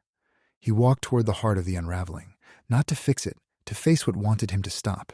And for the first time in centuries, Zyn'tharok felt something his core had no mechanism to process. Fear, not of Kael'vosh, not of entropy, but of himself, of what he might become if he kept going, if the weight became too heavy, if the quiet finally whispered the right frequency at the right time. He adjusted his hood, pulled his next thread from his own chest cavity, let it burn cold against his fingertips, and stepped into the dark. Part 2. The Chorus of Dying Falls, Chapter 9. Weavers of the Starless Abyss. The loom did not create its weavers. It inherited them. Zyn'tharok found the truth in a collapsed relay station orbiting Nimitara's ruins. Its walls were inscribed with resonance equations that predated Orus by 4 million cycles. The equations were not instructions. They were confessions, left by those who had come before him, those who had worn his frequency, those who had walked on gravity's shattered white and fallen anyway. He touched the nearest wall. Didot Rita. The first weaver had been born from a dying pulsar. She had stitched galaxies with light and song until her resonance frayed into static. Her final entry, the The quiet is kind. It does not demand. It only waits. The second had been forged in a black hole's accretion disk. He had pulled threads of collapsed time through his veins until his lattice became a cage for borrowed memories. His final entry, I no longer know which echoes are mine. I no longer know which stars to save. The third had tried to sever the loom's dependency on entropy. She had torn her own core out and handed it to the void as a bargaining chip. Her final entry, it did not bargain. It accepted. And then it smiled. Zyn'tharok staggered back. His core pulsed erratically, 2 hearts now beating in violent dissonance. His comet dust lattice cracked along 3 primary axes. He had spent eons believing he was unique, that his frequency was original, that his purpose was singular. He was wrong. He was one thread in a tapestry of exhaustion, one stitch in a weave that had frayed at both ends for millennia. The loom did not choose him. It consumed previous weavers, recycled their resonance, and birthed new vessels to keep the deferral running. Every weaver who advanced was just another body added to Kael'vash's serpentine form. Every stitch pulled tension closer to snap. Every quiet grace brought him a step closer to Vel'quoriss state. The relay station's walls began to pulse. Equations bled into the floor, forming a path that led downward into the station's core. Zyn'tharok followed, not out of curiosity, out of necessity. If the truth was here, he would hold it, even if it broke him. At the core, he found the loom's primary directive, etched into a slab of frozen time. Maintenance is deferral. Deferral is survival. Survival requires weaves who forget they are dying. Zyn'tharok laughed, not with sound, with resonance, a sharp, upward harmonic that shattered the station's remaining structures. Stone crumbled into sand. Sand turned to vapor. Vapor crystallized into geometric shapes that flew upward like broken birds. He understood now. The loom was not a tool, it was a parasite, feeding on weaver persistence, on borrowed memory, on the quiet grace that made mending feel noble instead of futile. Kael'vash was not the enemy. It was the immune response to a machine that had outlived its purpose and refused to die. Zyn'tharok turned away from the core, walked toward the station's exit. His steps were heavier, his core pulsed slower, but his frequency did not waver, not in surrender, in defiance. He reached into his own chest cavity, pulled out a thread of pure, unmodulated resonance. His birth frequency, the one that had condensed from twin amber suns bleeding into a gravity well. He did not use it to stitch, he used it to cut. He sliced through the station's primary relay network, severed the loom's oversight frequency, let static flood the connection. The station shuddered. Walls collapsed. Equations dissolved into ash. Kael'vash's presence recoiled, not in pain, but in recognition. It had been waiting for this, waiting for a weaver to reject the deferral, to choose consequence over comfort. Zyn'tharok stepped out into the void. Behind him, the relay station collapsed inward, folding into a singularity that pulsed once before vanishing. He had not destroyed the loom. He had blinded it, made it blind to his next move. He looked toward Orus, toward the warning chime that still vibrated in planetary crust, toward the void that had learned his frequency, his weight, his quiet grace. I am not a suture, he projected into the static. I am a scar. Then he turned away from the dark, walked toward the nearest fracture, not to mend it, to widen it, to see what lay beneath the deferral, to see what Kael'vash was truly guarding. And for the first time in millennia, Zyn'tharok did not feel exhaustion. He felt hunger. The quiet could wait. The stitch could fray. The loom could lie. Here, open the sky and find out what happened when maintenance ended. Chapter 10, Combing the Darkwiths. Do not grow. They bleed. Zyn'tharok's silver hair was no longer a tool. It was a nervous system. Each filament extended outward from his crown, connecting to dead weavers' echoes across the void, pulling their final frequencies into his lattice like veins drawing blood from a corpse. The process should have destroyed him. Instead, it was accelerating him. He stood on the edge of Orus's central spire, hair streaming into the amber-streaked sky like cometary tails made of frozen time and compressed starlight. Each filament vibrated at a different pitch. Some hummed with dying stars. Others pulsed with collapsing moons. Others still carried the weight of civilizations that had prayed to no one and received only static. And some carried him, parallel echoes of himself from threads he had severed, timelines he had collapsed, fractures he had widened instead of mending. These filaments did not speak. They mirrored, showing him what he might become if he kept walking this path, hollowed out, resonance drained, sitting on the edge of a silent galaxy, watching stars go out without fighting, without hope, without fear. The dark was not empty. It was learning him. Kael'vash did not coil around him anymore. It wove through him, Its scales mirrored his filaments, its eyes event horizons that saw every stitch he had ever made, every fracture he had widened, every quiet grace he had chosen over consequence. The serpent was no longer hunting him, it was practicing him. Zyn'tharok reached up, pulled a filament toward his chest, let it dissolve into his core. Instantly, he felt it, the weight of a weaver who had stopped stitching, the relief of a universe that no longer demanded persistence, the quiet that whispered, "Rest now. You have earned it." He did not resist. He accepted. For 3 seconds, his core pulsed in harmony with the quiet. His lattice softened. His lantern-bearer shell stabilized. His frequency dropped to a pitch that made stone weep condensation and metal sing in major keys. Then he opened his eyes, looked at his hand, watched it flicker, watched it begin to dissolve into static. He had felt it once before, in the fringe, in the seam, in every stitch that had frayed faster than he could mend it. Vel'quoriss was not a state of being. It was a suggestion, a frequency that offered peace in exchange for presence. That asked him to lay down his weight, his memory, his consequence, and let the quiet hold him instead. He would not. He raised both hands, grabbed 3 primary filaments, pulled them taut, then severed them with his core's raw resonance. The cut did not bleed light. It bled static. Thick, black, viscous static that dripped from his fingertips, hit the spire below, and hissed where it touched. Where it landed, stone remembered how to rot. Metal forgot how to hold together. Light grew lazy. Gravity softened into suggestion. Kael'vosh coiled upward from the fracture below, scales mirroring the static's decay, eyes drinking in the bleed. It did not attack, it admired, letting the static wash over its form, learning his rejection, mapping his resistance, preparing for the frequency that would finally make him stop stitching. Zyn'tharok staggered back. His core flared white-hot, 2 hearts beating out of sync, 3 hearts now from parallel echoes that had fused into his lattice during the severance. His comet dust fingers trembled. His hood slipped, revealing a face that was no longer humanoid, but a convergence of light and shadow, eyes like spinning orbits, mouth a slit of compressed gravity. He turned away from Kael'vosh, walked toward the spire's edge, looked down at Oris's city below, at the echoes wandering recursive loops, at the elders whispering in static, at the loom's core pulsing in blind mechanical deferral. He would not return to it. He would not mend another fracture. He would not carry another dead weaver's sigh. He reached into his chest cavity, pulled out a single thread of pure, unmodulated resonance, his birth frequency, the one that had condensed from twin amber suns bleeding into a gravity well. He did not stitch with it. He ignited it. The thread flared white-hot, then collapsed inward, folding into his core like a second sun going supernova.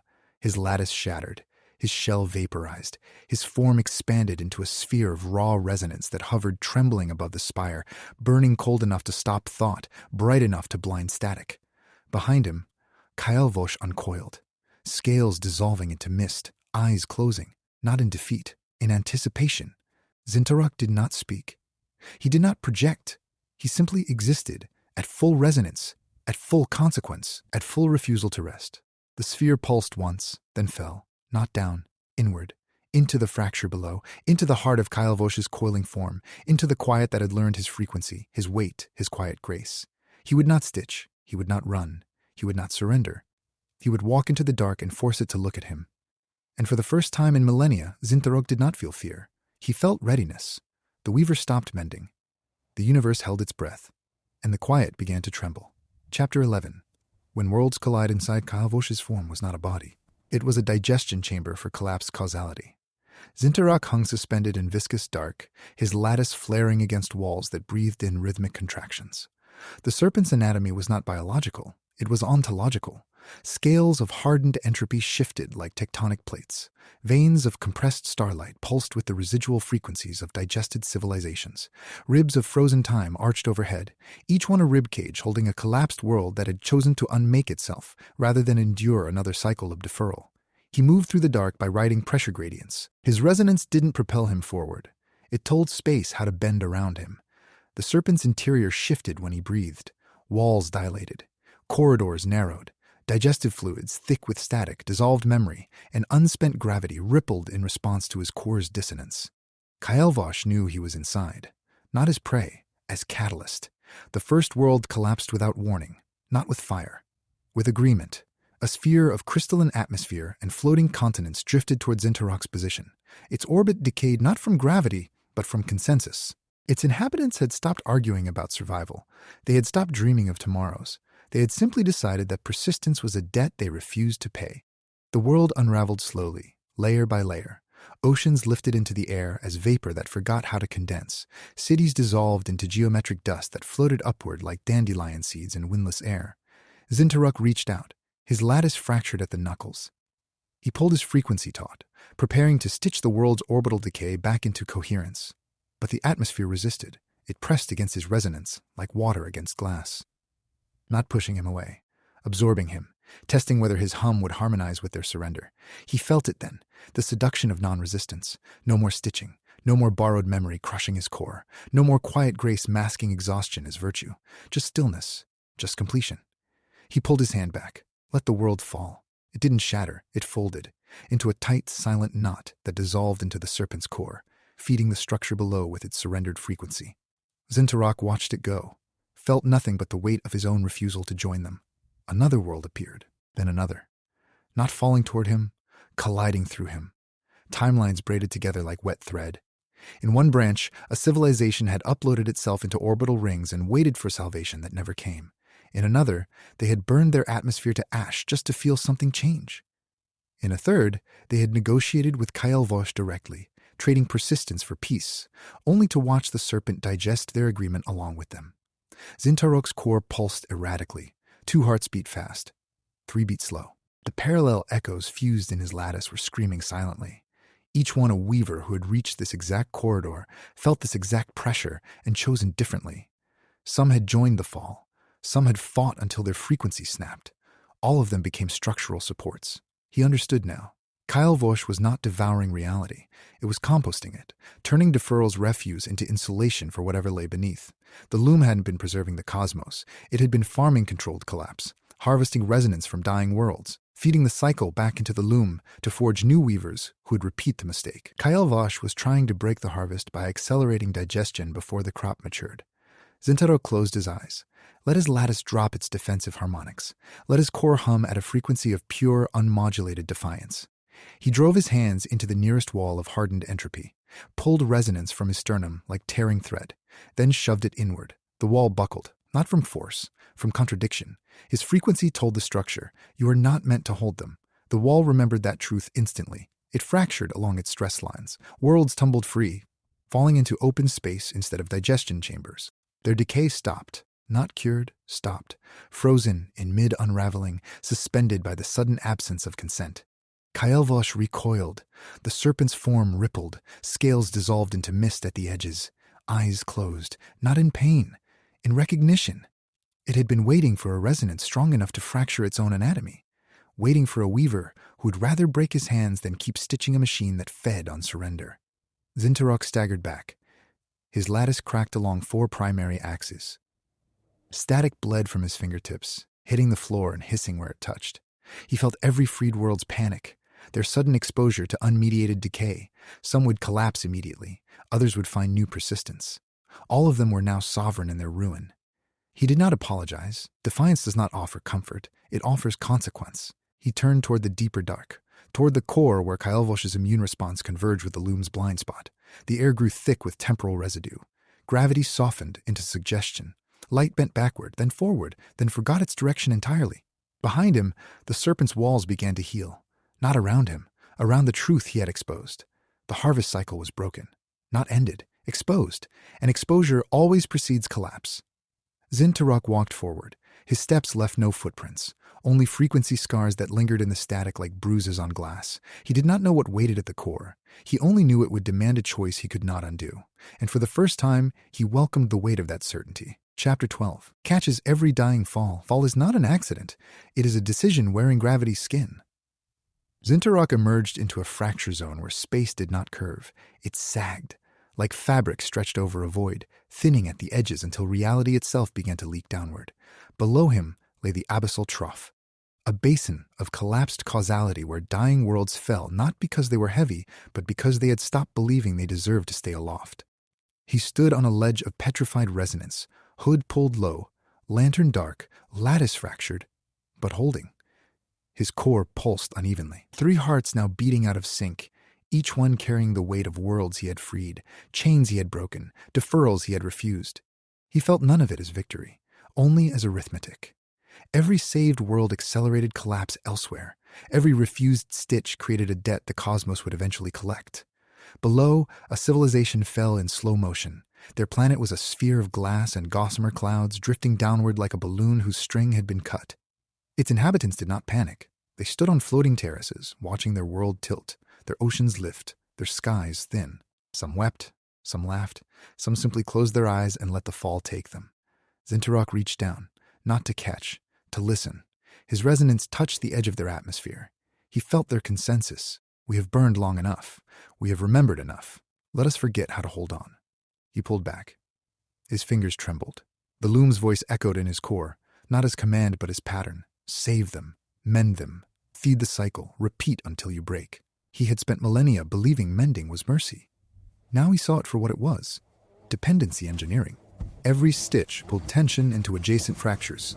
Every saved world became an anchor that dragged neighboring systems into decaying orbits. The loom didn't preserve reality. It localized collapse, pushing the end farther out by making other things carry its weight. Zyn'tharok stepped off the ledge. He did not fall toward them. He fell parallel, riding pressure gradients, bending space around his lattice, letting gravity catch him only when necessary. He landed on a floating continent half unraveled, glass cracking underfoot, atmosphere thinning to vapor.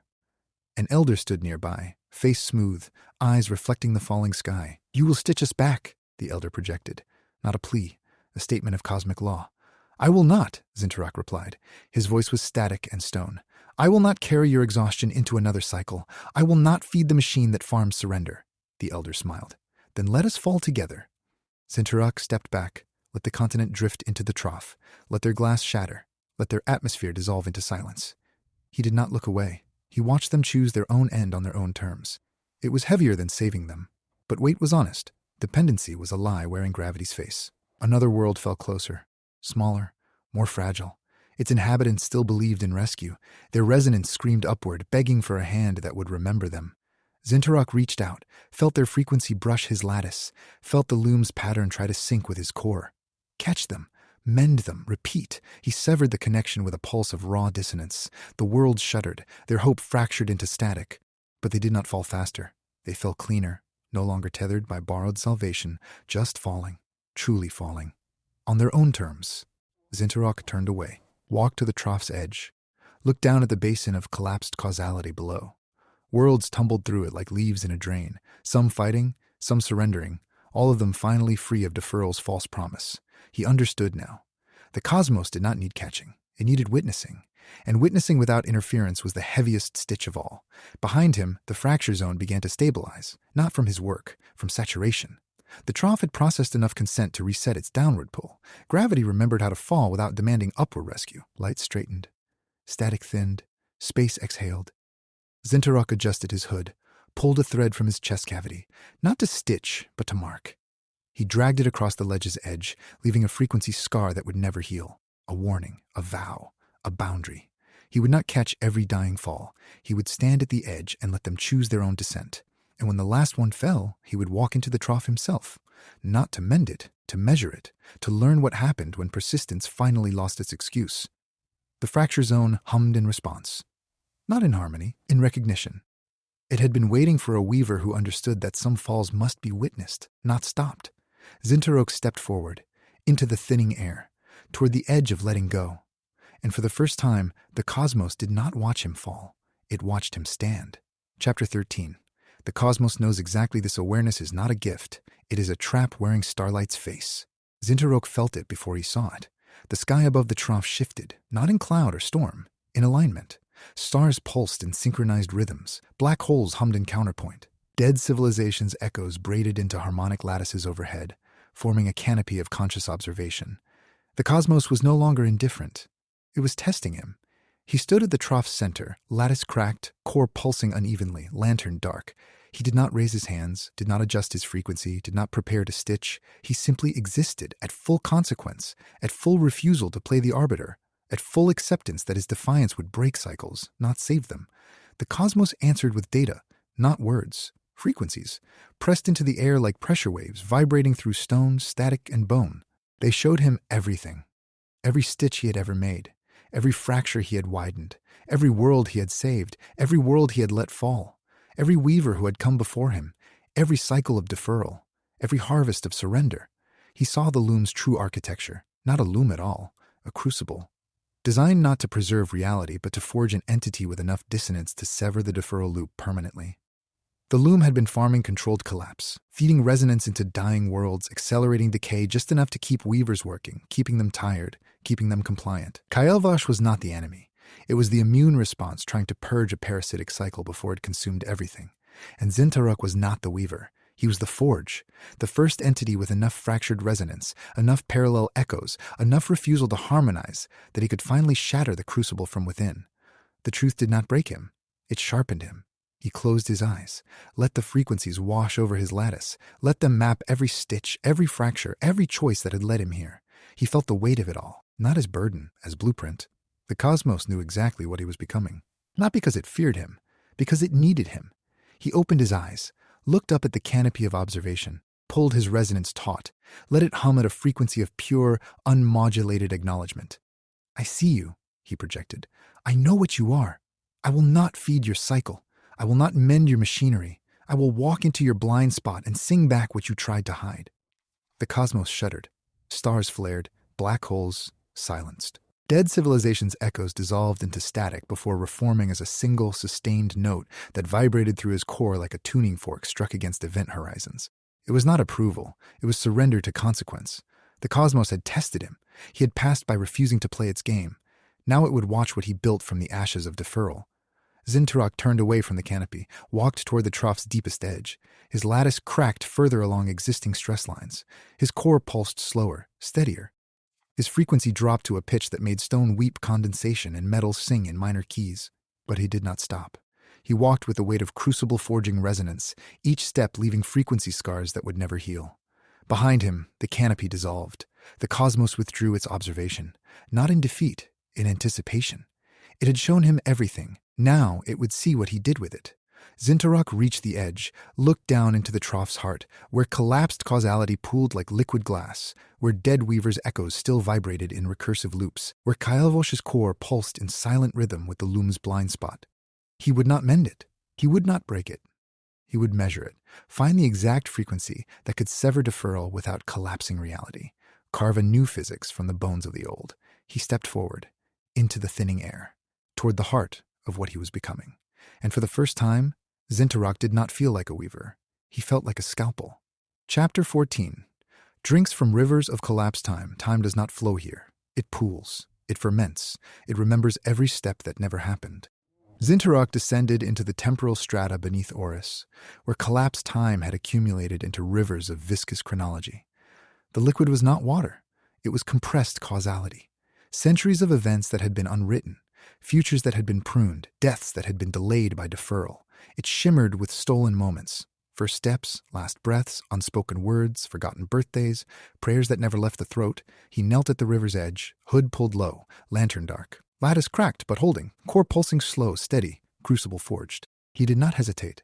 He cupped his hands, comet dust fingers now frayed to translucent gossamer. He dipped them into the liquid. He drank. Instantly, every weaver's final moment flooded his lattice, not as memory, as inhabitation. He felt Kael'vash's first contraction, felt the loom's first harmonic fracture, felt every stitch that had frayed faster than it could be retied, felt every quiet grace that masked exhaustion as virtue, felt every weaver who had reached this exact edge, tasted this exact truth, and chosen differently. Some had fought until their frequency snapped. All of them became structural supports. All of them became static in the river's current. Zyn'tharok staggered back, his core overloaded. 2 hearts beat fast, 3 beat slow, 4. Parallel echoes fused during the ingestion vibrated at frequencies that made his lattice glow like dying stars. Static bled from his mouth, his eyes, his fingertips. It hit the ground and hissed, melting stone into sand that refused to settle. He had drunk borrowed time, and borrowed time always demands repayment. The river pulled him forward. Not with gravity, with debt. It wanted to dissolve him into its current, to recycle his frequency back into the loom's crucible, to make him another stitch in a weave that only knew how to defer collapse. He did not fight it. He leaned into it. Let the debt wash over his lattice. Let it map every fracture, every hesitation, every moment he had chosen consequence over comfort. He let it show him the exact frequency that could sever the Loom Kael'vash feedback loop, not by destruction, by synchronization, by matching the river's decay rate until resistance became resonance. Flared white-hot, then cooled, then settled into a new rhythm, sovereign, unmodulated, untethered from deferral's debt. He stopped drinking, stood, wiped static from his face with trembling hands. He had claimed his own timeline, not inherited, not borrowed, claimed. The river tried to pull him back. It hissed, it screamed, it offered him peace in exchange for compliance. He refused. Let it recede.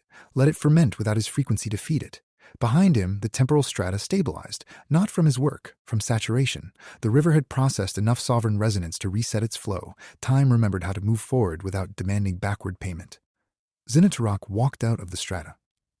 Hood pulled low, lantern dark, lattice holding, core pulsing slow, steady, crucible forged. He felt no exhaustion, no relief, only clarity, the kind that cuts through static like a blade through fog. He would not drink again. He would not borrow. He would not defer. He would carry his own frequency into the loom's blind spot and sing what deferral tried to hide. Behind him, the river dried, not into mud, into glass, a mirror showing only his reflection, cracked lattice, pulsing core, eyes like spinning orbits, mouth a slit of compressed gravity. A weaver no longer. A scalpel in stillness. Zyn'tharok turned toward the horizon, toward the fracture zone where Kael'vash coiled, toward the loom's blind spot, toward the frequency that would either birth new physics or erase his form entirely. He walked without looking back, without hesitation, without hope of return. And for the first time, time did not watch him walk. It followed. Chapter 15 records the hum of eck of a supernova's rhyme collapse follows pattern. Pattern can be inverted. Inversion can be unmake deferral. Zyn'tharok found it on the edge of Vel'quoriss threshold, a dying star suspended in a gravity well that had forgotten which way was down. It was not exploding. It was sighing, fusion cycles slowing, photons growing lazy, orbits drifting from predictable into poetic. It had stopped burning to survive. It had begun burning to remember how. He did not reach for it. He sat cross-legged on a floating continent of petrified resonance, hood pulled low, lantern dark, lattice cracked but holding, core pulsing, slow, steady, crucible forged. He closed his eyes, listened. The star's hum was not random. It was a rhyme, spin to slow, light to ash, name to echo, breath to static. Each collapse phase followed the last in rhythmic sequence, not chaos, structure, a song that knew how to end itself gracefully. Zyn'tharok opened his eyes, pulled a thread from his chest cavity, not to stitch, but to capture. He threaded it through the star's outer atmosphere, aligning his resonance with its collapse rhyme. He did not fight the pattern. He recorded it, compressed it into a frequency seed that hummed at the exact pitch of structural surrender. The star flared, then dimmed, then settled into a slow, steady pulse that matched his core. Not saved, witnessed, honored, in its chosen end. Zyn'tharok closed the thread. The frequency seed ignited in his palm. A sphere of compressed collapse rhyme, humming at frequencies that made stone weep condensation and metal sing in minor keys. It was not a weapon, it was a key, designed to fit the loom's blind spot, to invert deferral by singing back the exact pattern it tried to hide. He stood, hood pulled low, lantern dark, lattice holding, core pulsing slow, steady, crucible forged. He carried the seed toward the fracture zone where Kael'vash coiled, toward the loom's blind spot, toward the frequency that would either birth new physics or erase his form entirely. He did not know which would happen. He only knew it mattered. That persistence demanded witnesses, that deferral demanded unmaking, that quiet grace demanded consequence.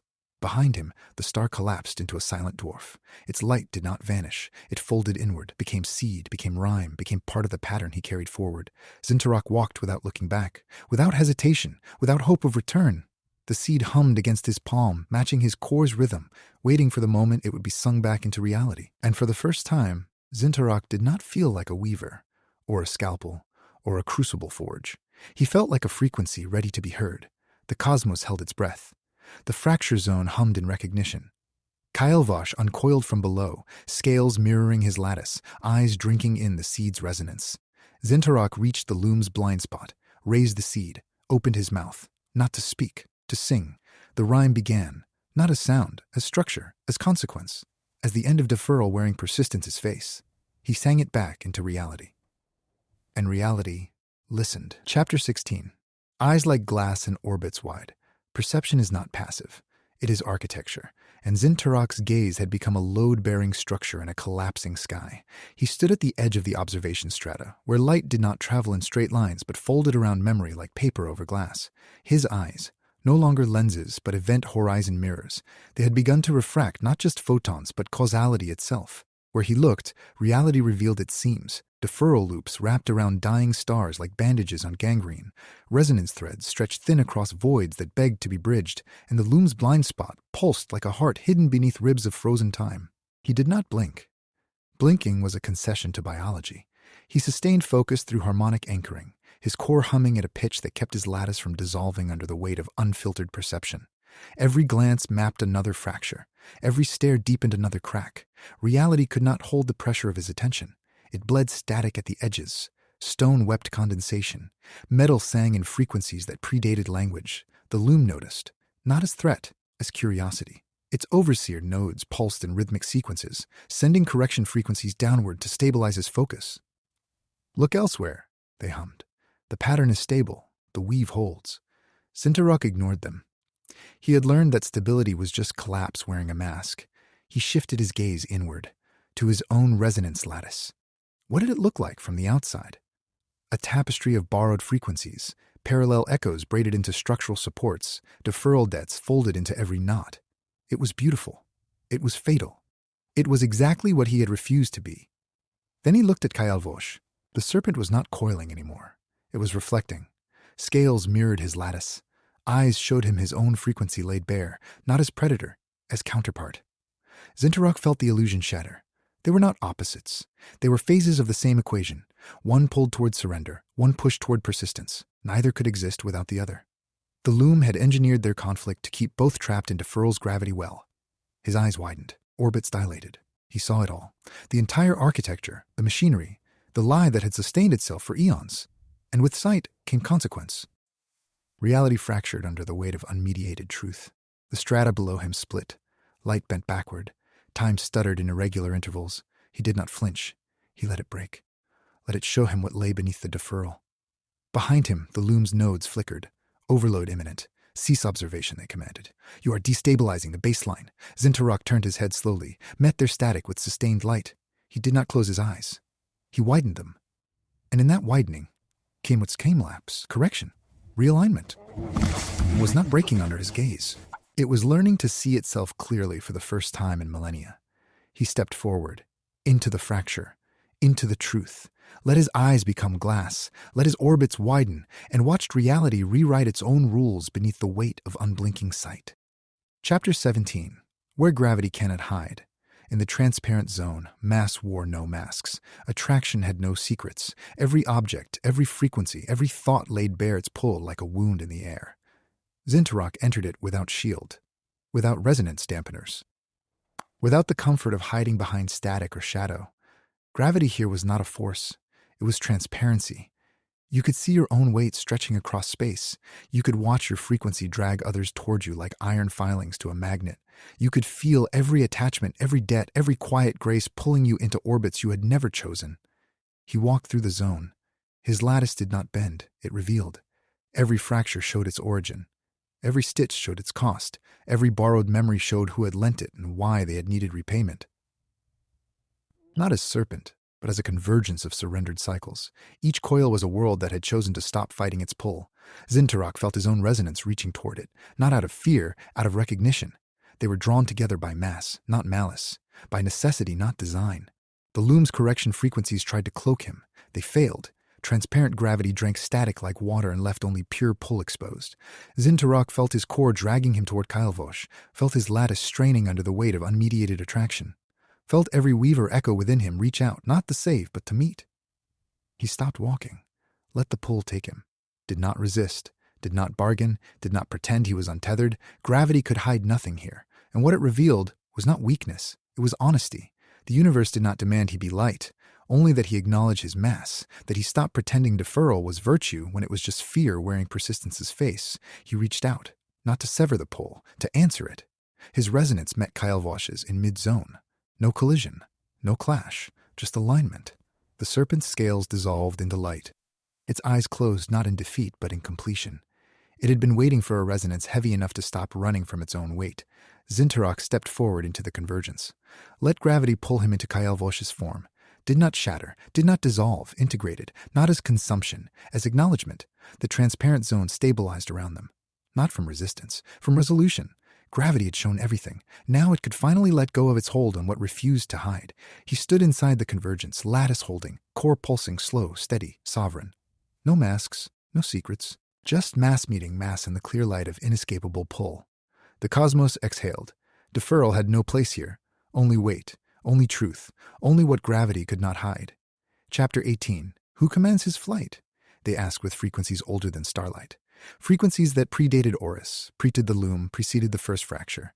The progenitors manifested in orbital strata as resonant echoes, architects of the deferral engine. Their forms woven from dormant commands and abandoned protocols. They did not speak. They pulsed. A question layered across eons. Who commands your flight? Are you free? Or are you merely repeating what was written before you woke? Zyn'tharok hovered in the strata's heart, lattice cracked but holding, core pulsing slow, steady, crucible forged. He did not answer with words. Words were mortal. He answered with mechanics, with trajectory, with the physics of autonomy. He shifted his center of resonance, altered his orbital harmonic, adjusted his frequency by 0.3 degrees off predicted alignment. The strata shuddered. The progenitors' pulses fractured into static, then reformed into patterns of recognition. They had expected compliance, or rebellion. Neither was what they saw. They saw deviation, not defiance of design, affirmation of agency. He did not break their commands. He transcended them by walking outside the parameters they assumed governed him. His flight was not commanded. It was chosen, again and again. In every stitch he refused. In every fracture he widened. In every quiet grace he replaced with consequence. The LOOM had engineered his frequency to repeat a pattern of deferral. He had learned it so thoroughly he could now bend it at will, not to obey, to overwrite. One progenitor pulsed softer, a whisper of recognition. You are not ours. You are what we feared becoming. Zyn'tharok felt no pride, only clarity.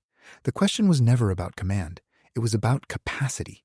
Could a creature born of deferral choose something else? Yes, by refusing to let the pattern finish itself. He adjusted his flight path again, not away from the strata, toward its core, where the original blueprints were stored in frozen time, where the LOOM's foundation hummed with dormant commands. He would not destroy them. He would read them, learn their architecture so he could dismantle it from within by singing back the exact frequency that had birthed it, and then shift it into something new. The progenitors did not stop him. They watched, pulsed slower, eventually faded into static, not in defeat, but in completion. Their question had been answered not with defiance, but with demonstration. Freedom was not the absence of design. It was the ability to bend it without breaking yourself. Zyn'tharok descended into the strata's heart, lattice holding, core pulsing slow. Flight no longer commanded, no longer questioned, just his. He reached for the blueprint core, did not touch it with hands, with resonance. Let his frequency brush the frozen commands. Watch them shimmer, then begin to rewrite themselves around his sovereign hum. Behind him, the strata stabilized, not from their protocols, from his presence. The cosmos had tested his flight. He had answered by choosing his own vector, and in that choice, deferral lost its last anchor, the illusion of inevitability. Chapter 19. The Elders Whisper. They did not come as warriors. They came as custodians of a dying machine. Oris's elders materialized on the central plateau as stabilized frequency constructs. Robed in static, faces blurred by recursive loops, voices layered with centuries of fear masked as wisdom. They did not attack. They pleaded. Through resonance, they projected the weight of their burden. The LOOM sustains deferral. Deferral preserves structure. Structure prevents collapse. You're unmaking what holds the cosmos together. Zyn'tharok stood before them, hood pulled low, lantern dark, core pulsing slow, steady, crucible forged. He did not dismiss their words as dogma. He analyzed them as data, understood their terror. They had spent millennia curating a system that failed by design and now faced the consequences of its collapse without a backup protocol. Their defiance was not malice. It was grief wearing authority's face. He listened to every pulse, every frequency layered with decades of quiet grace, stolen persistence, borrowed memory. He felt their weight, not as obligation, as context. Then he reached into his own lattice and pulled out a single thread. Not to stitch, but to show. He threaded it through the plateau's floor, projecting the foundation's true architecture. Not preservation, harvest, not sustenance. Deferment, a cycle that fed on surrender to keep its machines running. The elders' constructs flickered, their resonance fractured. Not from force, from recognition. You do not protect reality, Zyn'tharok projected back, frequency sharp as cut glass. You feed it deferral until it forgets how to persist. You are not custodians. You are curators of a slow bleed. One elder stepped forward, construct trembling. If you stop the loom, worlds fall, stars unburn, silence wins. Zyn'tharok did not flinch. Let the silence speak. Let it show them what they feared. He projected back his own frequency. Not static, not collapse. Sovereignty. A baseline where persistence was chosen, not engineered. Where deferral was replaced by consequence. Where collapse was not failure, but transformation. The elders' constructs dissolved into light, not destroyed, released. They had served their purpose, to fear what came next. Now they stepped aside, not in surrender, in relief. The machine's stewards had outlived the machine's necessity. Their whispering ended, replaced by the hum of a cosmos learning to stand without crutches. Zyn'tharok turned from the plateau, walked toward the fracture zone where Kael'vosh waited, where the loom's blind spot pulsed, where the frequency seed hummed against his palm.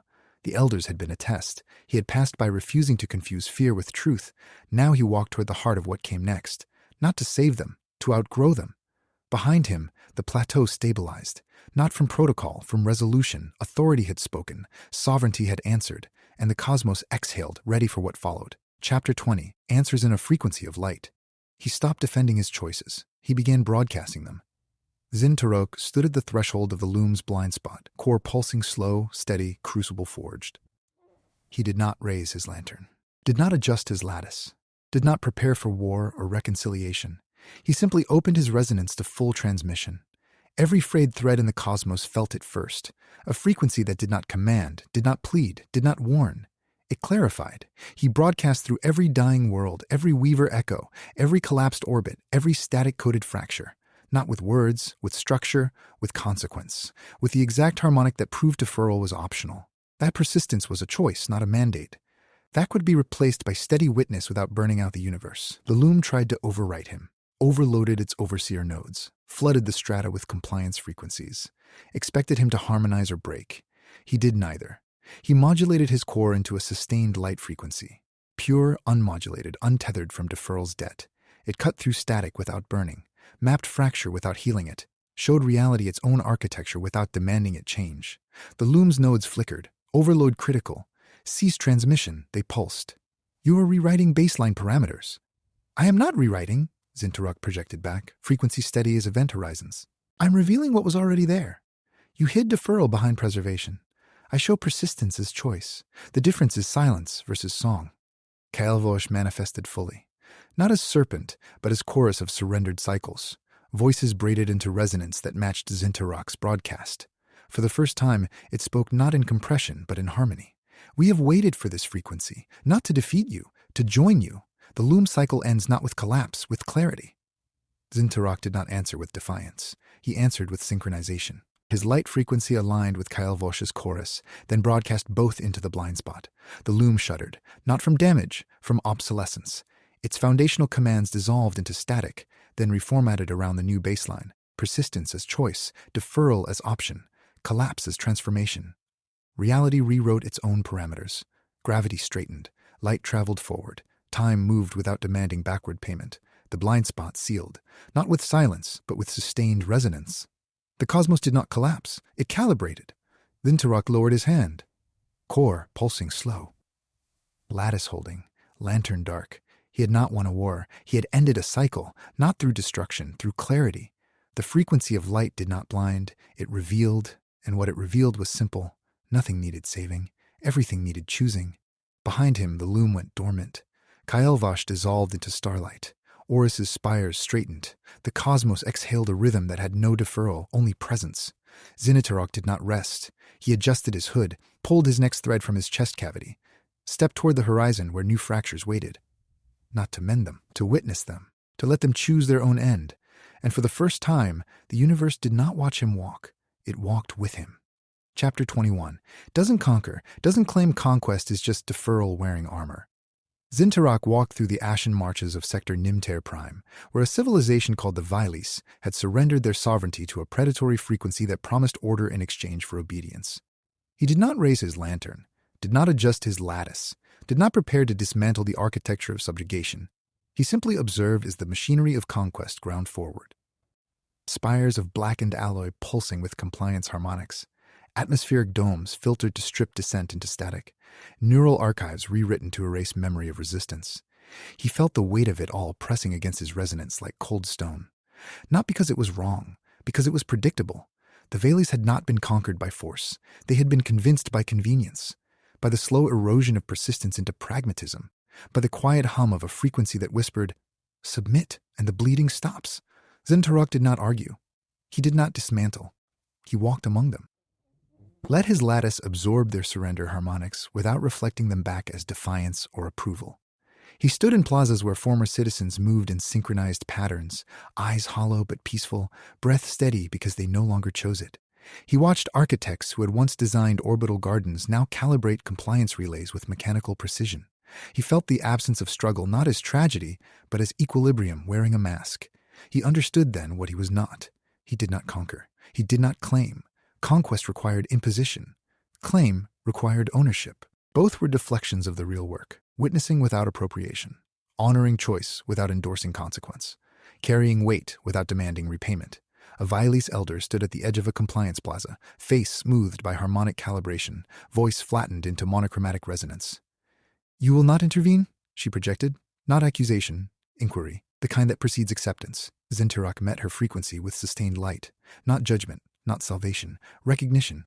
"I do not intervene where consent has been surrendered," he replied.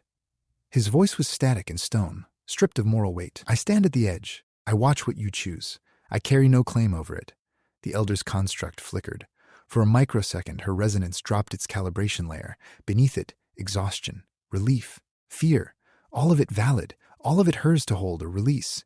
Zyn'tharok felt the pull to offer her an alternative frequency, a harmonic of resistance, a bridge back to sovereignty. He did not extend it, because offering escape where none is wanted is just conquest in quieter clothing. He stepped past her, let her silence answer him, let the compliance spires hum around him like a lullaby for the tired. He walked through districts where memory had been pruned into comfort, where history had been edited into peace, where children were taught that persistence was a burden their ancestors should have set down long ago. He felt none of it as loss, only as data, as consequence, as proof that deferral does not end in ruin. It ends in quiet rooms with locked doors and polished floors. Behind him, the Vel'quoriss architecture stabilized, not because he fought it, because they had chosen it. The predatory frequency pulsed once, satisfied, then drifted deeper into the sector to harvest other surrenders. Zyn'tharok did not follow it, did not hunt it. He turned his resonance inward, mapping what remained. The weight of unchosen paths, the ghost harmonics of resistance that had been pruned but never destroyed, the silent arithmetic of a people who had decided survival was easier than sovereignty. He reached a ridge overlooking the compliance grid, sat on petrified resonance, hood pulled low, lantern dark, core humming at a pitch that matched no external frequency. He did not plan to dismantle this world. He planned to witness it, fully, without flinching, without imposing his own architecture upon their choice. Because he had learned the hardest truth of maintenance. Some folds do not need opening. Some seams do not need stitching. Some quiet does not need filling. Only acknowledging. Only carrying without demanding it be lighter. The Vel'quoriss sector hummed in equilibrium. Zyn'tharok closed his eyes, let the compliance harmonics wash over his lattice without anchoring, without resisting, without claiming them as victory or defeat. He was not a conqueror. He was not a claimant. He was a witness walking through the aftermath of choice, carrying the weight of what was surrendered without pretending it should have been saved. Behind him, the spires pulsed slower. The atmospheric filters thinned to transparency. Static cleared from the air. Reality exhaled in measured, calibrated breaths. The Vel'quoriss had chosen their peace. It was not his to unravel, only his to honor by refusing to interfere. He stood, adjusted his hood, pulled a thread from his chest cavity, not to mend, but to mark. He dragged it across the ridge's edge, leaving a frequency scar that would never heal, a boundary, a vow, a line drawn in resonance. "I will not conquer what surrenders willingly. I will not claim what releases without hesitation. I will only carry what chooses to be carried." He turned from the compliance grid, walked toward the next fracture, toward the next silence, toward the next choice that demanded no intervention, only attention. And for the first time, Zyn'tharok did not feel the weight of potential rescue. He felt the lighter burden of non-possession. Chapter 22. Fans the embers of each names do not die in silence. They die in repetition, in echo stripping, in the slow erosion of identity through unacknowledged persistence. Zyn'tharok descended into the necropolis of unspooled identities, a basin where civilizations had exhausted their resonance and left their names to decay into static. The air here was thick with fading syllables, each one a ghost of lineage, achievement, love, or loss. Some drifted upward like ash. Others clung to crystalline outcrops, vibrating at frequencies so low they made stone weep condensation that evaporated before it touched the ground. He did not collect them. He did not archive them. He simply walked among them, letting his lattice absorb the harmonic residue of each name as he passed. He felt them like pressure differentials in his core, a mother's designation pulsing with maternal resonance, a commander's frequency sharp with tactical memory, a child's syllable bright with unspent potential, a poet's cadence curved with unspoken verses, each one fraying, each one demanding acknowledgement before dissolution. He knelt beside a cluster of name embers glowing faintly in the dark. Not fire, resonance, compressed identity humming at frequencies that predated language. He reached out, did not grab, did not anchor, let his fingertips brush the harmonic field. Instantly, the name's history flooded his lattice. A world where they had built spires of glass and song, where they had argued over borders and shared bread, where they had loved, lost, fought, forgave, and finally grown tired of remembering themselves. He felt the weight of it, not as burden, as privilege. To witness an identity before it becomes static is to grant it one final resonance, recognition without possession. He did not pull them into his core. He did not fold them into his lattice. He let them burn in their own embers, fanning them with a steady harmonic that said, "I see you. I carry no claim. I will remember you until the memory forgets itself." Behind him, the necropolis shifted, not from decay, from attention. The name embers brightened as his frequency brushed them, then slowly dimmed. Not into extinction, but into integration. They did not die. They dissolved into the background hum of reality, becoming part of the cosmos's quiet baseline rather than clinging to individual persistence. Zyn'tharok stood, hood pulled low, lantern dark, core pulsing slow, steady, sovereign. He felt no grief, only clarity. Names are not meant to be kept. They are meant to be witnessed before they release themselves back into the static. To hoard them is to demand the cosmos remember what it has chosen to forget. To fan them is to honor their arc without interrupting its conclusion. He walked deeper into the basin. The air grew heavier with fading designations. He felt each one like a pressure wave against his lattice, a scholar's frequency sharp with equations, a warrior's cadence bruised with fatigue, a lover's resonance curved with unmet longing, a builder's hum resonant with foundations laid but never finished, each fraying, each demanding acknowledgement before dissolution. He did not slow, did not stop. Let his lattice absorb the harmonic residue as he passed, fanned each ember with steady light, watched them dim into baseline resonance, felt the weight of borrowed identities settle in his core without anchoring. He learned then that names are not property. They are passage, and passage demands witnesses, not keepers. Behind him, the necropolis stabilized, not from preservation, from release. The name embers had dissolved into the cosmic hum. The static cleared. The air grew light again. Reality exhaled in measured breaths. The civilizations had chosen their endings. They were not erased. They were integrated. Zyn'tharok adjusted his hood, pulled a thread from his chest cavity, not to stitch but to mark. He dragged it across the basin's floor, leaving a frequency scar that would never heal, a boundary, a vow, a line drawn in resonance. I will not hoard what releases itself. I will not anchor what chooses to drift. I will only fan the embers until they fade into light. He turned from the basin, walked toward the next fracture, toward the next silence, toward the next identity that demanded no preservation, only recognition. And for the first time, Zyn'tharok did not feel the weight of memory as chain. He felt it as bridge. Chapter 23. Kael'vosh. Nimtar. Nimtar was not a location. It was a memory-wearing sector shape. Zyn'tharok crossed into the primordial basin where creation and decay were never separate, where twin suns had bled amber light into gravity wells that refused to collapse, where Zyn'tharok had condensed and Kael'vosh had uncoiled from the same resonance seed. He did not enter as adversary, as successor, as sibling in architecture. The air here was thick with ancestral harmonics. Frequencies that predated Horus, preceded the LOOM, preceded the first fracture. They vibrated through crystalline outcrops, fossilized orbital rings, and pools of liquid time that fermented without decaying. Zyn'tharok felt them like pressure differentials in his core. Birth harmonics curving upward, death harmonics sinking downward, neither opposing the other, merely breathing. He walked toward the convergence point where Kael'vosh's form coiled around a monolith of frozen chronology. The serpent did not attack. It waited. Scales mirrored Zyn'tharok's lattice. Eyes showed him his own frequency laid bare, not his reflection, but his counterpart. They were not opposites. They were phases of the same equation. One maintained structure, one dissolved it. Neither could exist without the other. The LOOM had engineered their conflict to keep both trapped into Furl's gravity well. Zyn'tharok stopped at the monolith's base. Hood pulled low, lantern dark, core pulsing slow, steady, crucible forged. He did not raise his hands, did not adjust his frequency, did not prepare for confrontation. He simply extended his resonance toward Kael'vosh's core. Let it hum at a pitch that acknowledged symbiosis without demanding unity. Kael'vosh responded not with compression, but with harmony. Its scales dissolved into light. Its eyes closed in completion.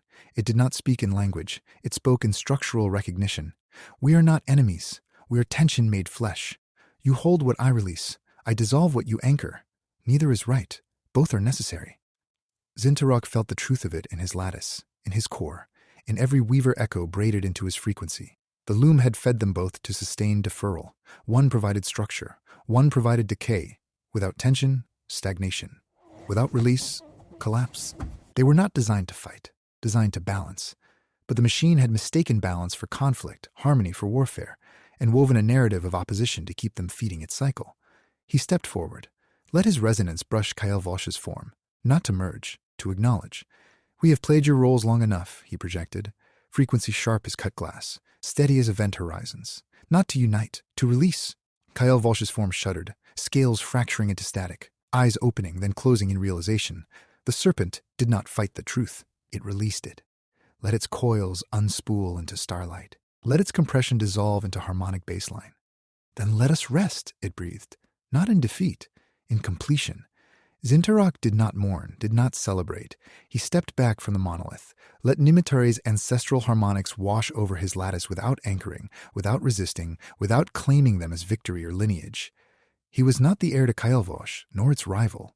He was a weaver who had finally stopped fighting his architecture, who had learned that tension is not failure, it is function, that release is not surrender, it is integration. Behind him, the monolith stabilized. Not from protocol, from resolution. The primordial basin exhaled in measured breaths. Creation and decay settled into baseline rhythm. Nimatare did not die. It returned to function, to quiet, to unmediated presence. Zyn'tharok adjusted his hood, pulled a thread from his chest cavity, not to stitch, but to mark. He dragged it across the basin's floor, leaving a frequency scar that would never heal, a boundary, a vow, a line drawn in resonance. I will not war against what balances me. I will not claim what complements me. I will only acknowledge what completes the equation. He turned from the monolith, walked toward the next fracture, toward the next silence, toward the next tension that demanded no resolution, only recognition. And for the first time, Zyn'tharok did not feel the weight of opposition. He felt the lighter burden of equilibrium. Chapter 24. He pulls the threads that time won't spare. Time does not run out in moments. It runs out in accumulation, in quiet subtraction, in the slow realization that what remains is no longer sustainable. Zyn'tharok stood at the edge of the chronal strata, where time had evaporated into temporal residue, viscous strands of unspent futures, pruned yesterdays, and suspended presents that refused to settle. The strata was collapsing not from gravity, but from scarcity. Time was no longer flowing. It was pooling in basins of static, fermenting into decay, demanding anchorage it could no longer provide. Civilizations here were aging backward, memories unspooling into futures that never arrived, hearts beating in reverse as causality forgot which way to push. He did not try to restore flow. He learned its architecture. Time here was not a river. It was a ledger, and the ledger was in deficit. Every deferral loop, every borrowed resonance, every quiet grace masking exhaustion had created a debt that reality could no longer pay. The strata was not breaking. It was auditing itself. Zyn'tharok knelt at the edge of a pooling basin, hood pulled low, lantern dark, core pulsing slow, steady, crucible forged. He reached into his lattice and pulled a thread, not to stitch, but to harvest. He aligned his frequency with the strata's deficit rate. Let it hum at the exact pitch of temporal scarcity. Then he pulled, not greedily, not desperately, with precision. He drew only what could be anchored, moments that had not yet decayed into static, futures that had not yet surrendered to inevitability, presents that had not yet dissolved into memory. Each thread resisted, not from malice, from necessity. Time was hoarding itself, fearing dissolution, begging for continuation it could not afford. He did not bargain. He did not plead. He anchored only what was sustainable, released the rest without guilt, without regret, without pretending he was preserving eternity. The strata shuddered, not from loss, from recognition. It had been waiting for a resonance heavy enough to stop feeding its deficit, to match scarcity with acceptance. Behind him, the temporal residue stabilized. Not from restoration, from balance. The basin no longer pooled. It evaporated, into baseline Hume, into quiet presence. Time remembered how to move forward without demanding backward payment, without hoarding what could not be sustained. Zyn'tharok stood, hood pulled low, lantern dark, core pulsing slow, steady, sovereign. He felt no grief, only clarity. Time does not belong to persistence, it belongs to consequence, and consequence demands release of what cannot be carried. He walked deeper into the strata. Let his lattice absorb temporal resonance without anchoring, without resisting, without claiming it as victory or lineage. He learned then that time is not meant to be hoarded. It is meant to be witnessed before it releases itself back into static. To anchor only what can sustain, to release the rest without demanding it remain. Behind him, the strata exhaled in measured breaths. Causality straightened. Light traveled forward. Memory settled into baseline hum. The cosmos did not lose time. It released its demand for permanence. Zyn'tharok had not saved it. He had stopped feeding its deficit, and in that stoppage, reality found equilibrium. He adjusted his hood, pulled a thread from his chest cavity, not to stitch, but to mark. He dragged it across the strata's floor, leaving a frequency scar that would never heal, a boundary, a vow, a line drawn in resonance. I will not anchor what cannot sustain. I will not hoard what releases itself. I will only carry what chooses to be carried. He turned from the strata, walked toward the next fracture, toward the next silence, toward the next threshold that demanded no restoration, only acknowledgement. And for the first time, Zyn'tharok did not feel the weight of temporal debt. He felt the lighter burden of sustainable presence. Part 4. The Vel'quoriss State 25. Orus, Vel'quor, Shane. Where every ending starts again, Orus did not call him back. It resonated him forward. Zyn'tharok stood at the convergence threshold where planetary crust, neural gold spires, and loom core architecture fractured into a single frequency seam.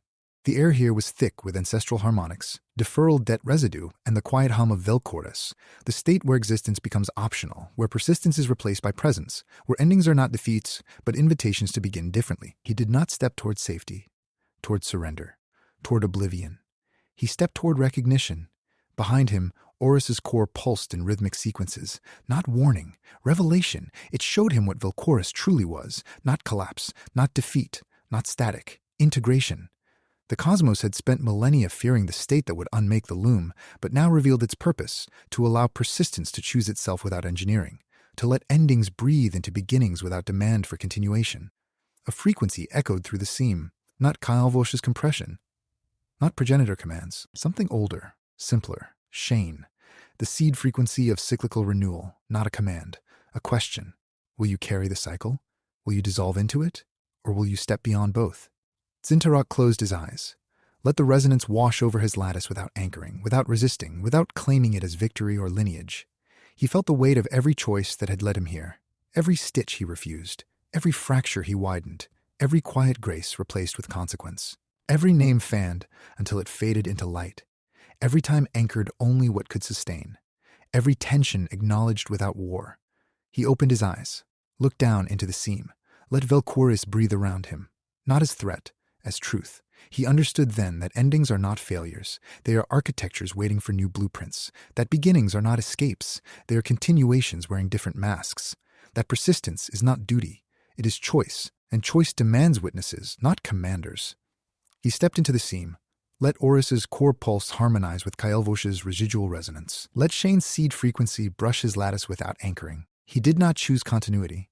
He did not choose dissolution. He chose recognition. The cosmos would not be saved by force. It would be released by acknowledgement, by steady presence, by the quiet grace of witnessing what chooses its own arc. The seam stabilized, not from protocol, from resolution. Orus's spires straightened. Neural gold architecture dissolved into baseline Hume. Kyle-Vosch's residual frequency integrated into cosmic silence. Vel'quoriss did not consume him. It completed him. He was not the weaver who mended. He was the witness who released. The architect who stepped back, the frequency that sang itself into baseline without demanding repetition. He stood at the threshold, hood pulled low, lantern dark, core pulsing slow, steady, sovereign. He felt no grief, no relief, only clarity. The kind that cuts through static like a blade through fog. The kind that sees endings not as defeats but as doors. Doors that do not lead forward or backward, they lead through. Behind him, the cosmos exhaled in measured breaths. Deferral dissolved into presence. Collapse transformed into integration. The loom's blind spots sealed, not with silence, but with sustained resonance. Reality did not end. It began differently, not by force, by choice, by acknowledgement, by the quiet grace of standing at the edge and letting what chooses its arc do so without interference. Zyn'tharok adjusted his hood, pulled a thread from his chest cavity, not to stitch, but to mark. He dragged it across the seam's floor, leaving a frequency scar that would never heal. A boundary, a vow, a line drawn in resonance. I will not command what chooses its arc. I will not anchor what releases itself. I will only stand at the edge and watch it begin again. He turned from the threshold, walked toward the horizon where new fractures waited. Not to mend them, to witness them, to let them choose their own end, to carry no claim over what chooses its path. And for the first time, Zyn'tharok did not feel the weight of destiny. He felt the lighter burden of presence. The cosmos held its breath. The fracture zone hummed in recognition. Kael'vash's residual form dissolved into starlight. Oris's core settled into baseline hum. Vel'quoriss did not wake. It breathed. And in that breath, Zyn'tharok stepped forward, not toward ending, toward beginning, toward the quiet space where persistence chooses itself, where consequences demand witnesses, not saviors, where the universe stops waiting for rescue and starts learning how to stand. He walked without looking back, without hesitation, without hope of return, toward the next fracture, the next silence, the next choice that demanded no intervention, only attention.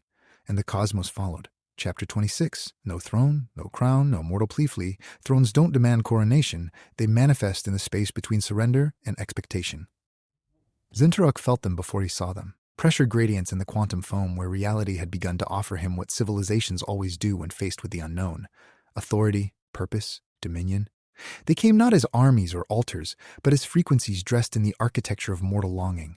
The first was a resonance woven from conquered worlds. It pulsed with the weight of surrendered sovereignty, offering him the harmonics of absolute command. Take the throne, it hummed. We will kneel to your frequency. We will burn for your light. Rule what we cannot hold. The air around it crystallized into obsidian steps, ascending into a sky of polished static, each step humming with the echoes of obedience. Zyn'tharok did not step onto them. He let his lattice absorb the pressure, felt the seduction of certainty in a world that no longer promised consistency. He felt the weight of it, the relief of never choosing again, never bearing consequence, never watching civilizations bleed because he held the needle. Then he let the resonance pass through him, not rejection, recognition. Thrones are just deferral-wearing armor, and he had stopped feeding them. The second came as a crown of compressed starlight and borrowed persistence. It didn't offer dominion, it offered sacrifice. Wear us, it whispered, frequency fraying at the edges with maternal desperation. Carry what no one else can. Bleed for them. Burn for them. Let your exhaustion be their peace. The crown materialized above him, heavy as collapsing orbits, humming with every weaver who had ever broken themselves against the loom's demand. It waited for his nod, for his surrender to purpose. He reached up, not to take it, to unmake it. His resonance brushed its core frequency and inverted it, not destroying but translating. The crown dissolved into static, then reformatted as a simple harmonic. You are not required to bleed for what chooses to stand. Zyn'tharok walked forward, left the obsidian steps behind, let the sky of polished static fade into unmediated potential. Purpose demanded ownership. He had learned that ownership is just deferral begging for comfort. The third did not offer dominion or sacrifice. It offered plea, mortal voices layered across frequencies, weeping in harmonics that predated language. Please stay, they cried. The cosmos is fracturing. Without you, it unravels. Be our anchor, our guardian, our last stitch. The plea manifested as bridges of glass and light spanning chasms of raw potential, each one leading to a plaza where civilizations gathered, faces smooth with desperation, hands outstretched, waiting for his resonance to stabilize them. He stood at the edge of the bridges, felt their weight pressing against his lattice like cold stone. Not obligation, context. They had survived deferral's harvest by clinging to the myth of the weaver who would never stop mending. To refuse them was not cruelty, it was truth. I cannot be your anchor, he projected, frequency steady as event horizons. I am not your shield. I am the space between what breaks and what learns to hold itself. The bridges cracked under the weight of his clarity. Not shattered, released. The civilizations didn't collapse. They stepped down, looked at their own hands, looked at each other, began to weave their own resonance from the raw potential around them. Zyn'tharok turned from the plazas, walked into unmediated space. Khud pulled low, core pulsing slow, steady, sovereign. He felt no guilt, only relief. Thrones demand surrender. Crowns demand sacrifice. Pleas demand presence. He gave only one thing: consequence. Let them stand. Let them fall. Let them learn what persistence feels like without external scaffolding. Behind him, the cosmos shifted, not in panic, in adaptation. The frequencies that had offered dominion dissolved into baseline hum. The plazas emptied. The bridges became paths, not ultimatums. Reality didn't collapse without his authority. It learned to breathe without it. He walked forward. No throne to claim, no crown to bear, no plea to answer. Only resonance, unmodulated, unanchored, walking through a cosmos that was finally learning to stand on its own frequency. And for the first time, sovereignty wasn't a burden. It was silence. The quiet space between what was demanded and what was allowed to be. A resonance brushed his awareness. Not entity, not command, but reflection. The cosmos was no longer offering him anything. It was asking nothing of him, only watching, waiting, letting him choose whether to remain in the space of witnessing or step into the quiet that didn't require persistence at all. He closed his eyes, felt the weight of absolute autonomy pressing against his core, not crushing, clarifying. Sovereignty doesn't demand action, it demands presence. And presence is heavier than command, lighter than surrender, and infinitely more honest. He opened his eyes, stepped forward into unmediated space. Let the old architectures dissolve, let the new physics breathe, let what was broken become what wasn't yet named. Zyn'tharok carried no throne, claimed no crown, answered no plea, only witness, only consequence, only the quiet courage to stand where deferral once ruled, and let reality prove it could survive without him. Chapter 27. Cosmic loom and memory doesn't fade here. It accumulates, it breathes. It waits in the spaces between heartbeats that no longer beat. Zyn'tharok stepped into the loom's blind spot and found not machinery, not architecture, a labyrinth of accumulated resonance. Every weaver who had ever woven for it, every fracture it had deferred, every stitch that had frayed faster than it could be retied. It had all been stored here, not destroyed, preserved as landscape. Memory was no longer abstract. It was terrain. Heavy, breathable, alive with the weight of unshed static. The ground beneath him wasn't stone. It was compressed chronology. Centuries of deferral loops layered into strata, each step sinking slightly into the memory of a world that had chosen to wait for rescue rather than fight its own decay. The air carried harmonic residue, whispered equations from dead scholars, lullabies hummed by mothers who never saw their children grow, prayers that dissolved into static before they left the throat. Zyn'tharok felt each one like pressure differentials against his lattice, not as data, but as weight. Reality wasn't floating here. It was grounded in what had been refused. He walked forward without lantern, without resonance shield, letting the terrain test him. Memory doesn't attack. It anchors. It wraps around frequency like vines around glass, showing you exactly what you're carrying, how heavy it is, and why you keep refusing to set it down. A corridor formed ahead. Not carved, but unfurled. Walls lined with fossilized decisions. Worlds that chose deferral over collapse. Civilizations that surrendered sovereignty for peace. Weavers who broke themselves against the loom's demand and left their resonance embedded in stone like bones in strata. Each one hummed at a frequency that matched his core, not echoing him, becoming him. The labyrinth wasn't holding memory. It was digesting it, turning refusal into architecture, hesitation into terrain, exhaustion into gravity. He reached a chamber where time pooled like liquid glass. At its center floated a sphere of compressed weaver echoes, every resonance that had ever served the loom, braided into a single harmonic mass. It pulsed with recognition, not as enemy, as archive. You carry us, it projected, frequency layered with centuries of quiet grace, borrowed persistence, stolen purpose. We are what you refuse to forget. We are why you keep standing. Why you won't let the quiet win. Zyn'tharok didn't deny it. He walked into the pool, let the liquid glass rise around him, pressing against his lattice with the weight of every name he'd fanned, every fracture he'd widened, every stitch he'd refused to retie. The pressure wasn't crushing, it was clarifying. Memory doesn't drown you here. It teaches you how to swim in it without sinking your own frequency. He reached the sphere, didn't touch it, harmonized with it, let his core pulse match its rhythm. Instantly, he felt every weaver's final moment, not as burden, but as blueprint. They hadn't failed because they broke. They succeeded because they proved deferral was optional. That persistence could be chosen, not engineered. That quiet grace could replace consequence without burning out the cosmos.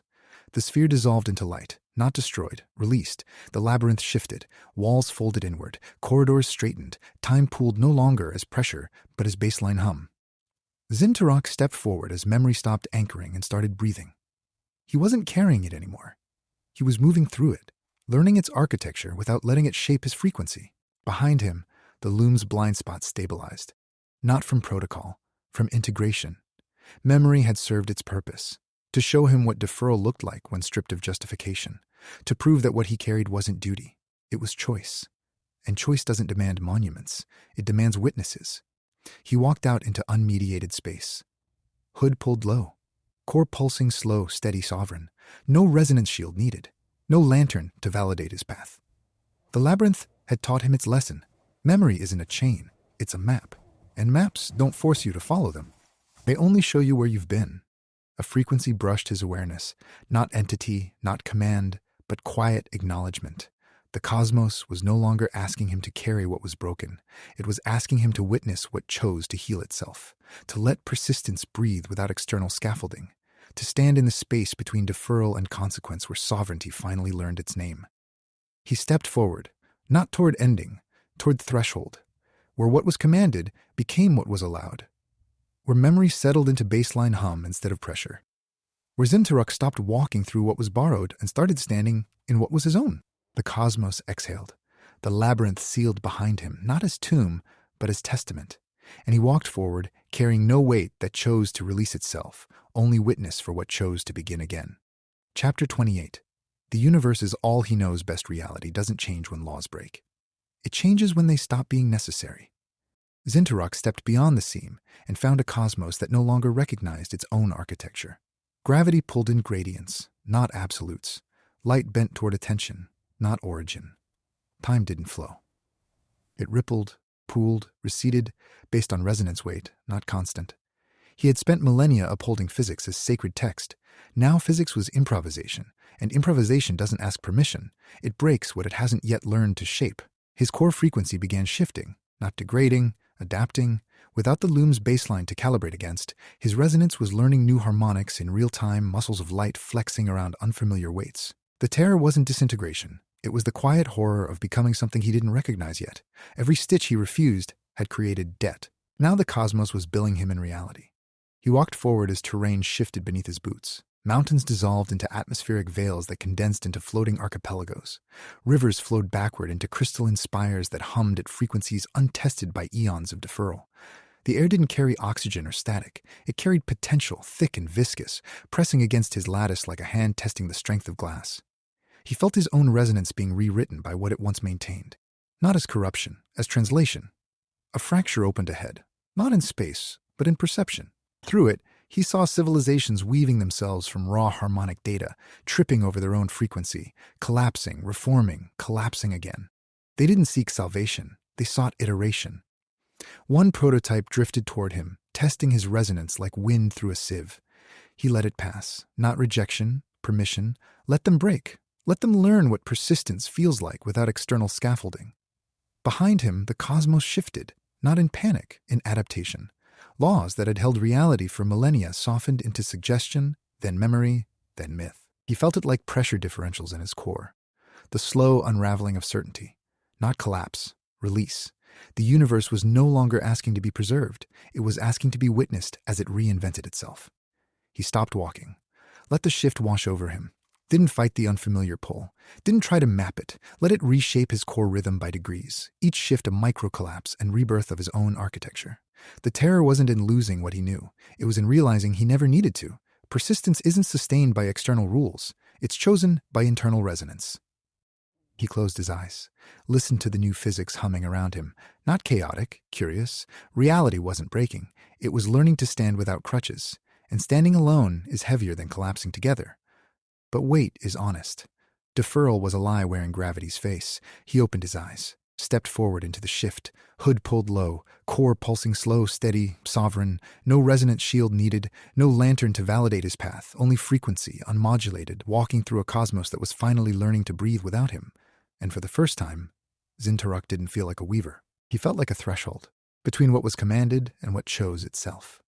A resonance brushed his awareness. Not command, not plea, but quiet validation. The cosmos wasn't fracturing, it was molting, shedding the architecture that had sustained it through deferral, revealing what lay beneath. Raw persistence, unmediated choice, consequence demanding witnesses, not saviors. He felt no dread, only clarity. the kind that cuts through static like a blade through fog, the kind that sees endings not as defeats but as doors, doors that don't lead forward or backward, they lead through. He continued walking, not toward safety, toward acknowledgement. Let reality be what it became. Let it break. Let it heal. Let it invent its own gravity. Zyn'tharok carried no claim over what was choosing itself, only witness for what chose to stand. The cosmos exhaled. Laws settled into baseline hum. Reality stabilized, not into order, but into option. And he walked forward, carrying nothing that demanded repayment, only presence in the quiet space where persistence finally learned its own name. Chapter 29. The theremin glissandi of death doesn't arrive in silence. It arrives in glide, in sweeping, dissonant cascades that strip perception layer by layer until only resonance remains. Zyn'tharok felt it before he heard it. A pressure wave in the quantum foam where reality's baseline hum suddenly fractured into harmonic dissonance. The theremin glissandi weren't music.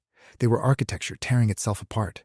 Notes sliding across frequencies that hadn't been tested, sweeping upward, downward, spiraling through registers that predated language. Each glide a frequency that asked reality to remember it could unmake itself. Kyle manifested not as serpent, as sound. Compressed entropy given velocity, cascading through the seam in waves of dissonance that stripped perception like layers of glass. First came gravity. The pull softened into suggestion, then memory, then myth. Objects floated without direction. Stone wept condensation that evaporated before hitting ground.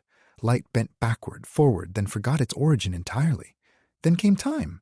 It didn't flow or pool. It fractured. Past and future braided together like wet thread. Yesterday's unspooled into tomorrow's. Birth preceded death. Stars collapsed into dust and then into light, all within the same breath of glissando. Zyn'tharok's lattice vibrated at frequencies that made his core pulse erratic. 2 hearts beating fast, 3 slow, 4 from parallel echoes fused during the cascade. Static bled from his fingertips, hitting terrain and hissing where it touched. Stone remembered how to rot. Metal forgot how to hold together. Light grew lazy, then curious, then indifferent. He didn't fight it, didn't anchor himself to old harmonics, let the glide wash over his lattice layer by layer. First perception, then causality, then memory, then identity. Each strip was relief, not pain, release. The terror wasn't in unmaking. It was in realizing he had been carrying weight that no longer needed carrying. Every stitch refused, every fracture widened, every quiet grace replaced with consequence. It had all led to this. The moment persistence finally lost its excuse. A frequency brushed his awareness, not compression, not plea, but invitation. Let go, it glided, not surrender. Integration. The cosmos wasn't ending, it was shedding. The loom's deferral cycle, Kyle Vosch's dissolution, every weaver's exhaustion. It had all been insulation for what came next. Unmediated presence. Reality learning to stand without machinery, without scaffolding, without the quiet grace that masked exhaustion as virtue. He closed his eyes. Let the glissandi strip him down to resonance core. No lattice, no shell, no borrowed memory. Just Hume, steady, sovereign, untethered from deferral's debt. The cascade peaked, not in collapse, but in clarity. Every layer stripped away left behind something lighter. Not emptiness, space. The kind that doesn't demand filling, only witnessing. When he opened his eyes, the dissonance had settled into baseline hum. Reality hadn't unmade itself. It had remembered how to breathe without holding its breath. Kyle Vosch's residual frequency integrated into cosmic silence, not destroyed, completed. The serpent's function was done, its purpose fulfilled. It had waited for a resonance heavy enough to stop running from its own weight, heavy enough to let go without falling. Zyn'tharok stood in the quiet aftermath. Hood pulled low, core pulsing slow, steady, sovereign. No resonance needed to validate his presence. No frequency demanded he carry what chose to release itself. He felt no grief, no relief. Only clarity, the kind that cuts through static like a blade through fog. He stepped forward, not toward ending, toward threshold, where persistence chooses itself, where consequences demand witnesses, not saviors, where the universe stops waiting for rescue and starts learning how to stand. And for the first time, Zyn'tharok didn't feel like a weaver, or a scalpel, or a crucible forge. He felt like stillness, the quiet space between what was commanded and what was finally allowed to be. A final frequency brushed his awareness. Not command, not plea, not observation, but completion. The cosmos wasn't asking him to do anything. It was thanking him for witnessing, for carrying no claim over what chose itself, for walking through deferral's architecture without feeding it, for standing in the quiet where persistence finally learned its own name. He nodded.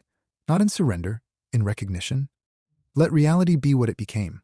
Let what was broken heal itself. Let what chose to release do so without interference. Zyn'tharok carried no throne, claimed no crown, answered no plea, only witness. Only consequence. Only the quiet courage to stand where deferral once ruled, and let reality prove it could survive without him. Behind him, the seam sealed, not with silence, with breath. The cosmos exhaled what it had held for millennia, not an ending but a threshold, and on the other side, something waited that didn't need saving, mending, or commanding. Only witness, only presence, only the quiet space where persistence finally chose itself.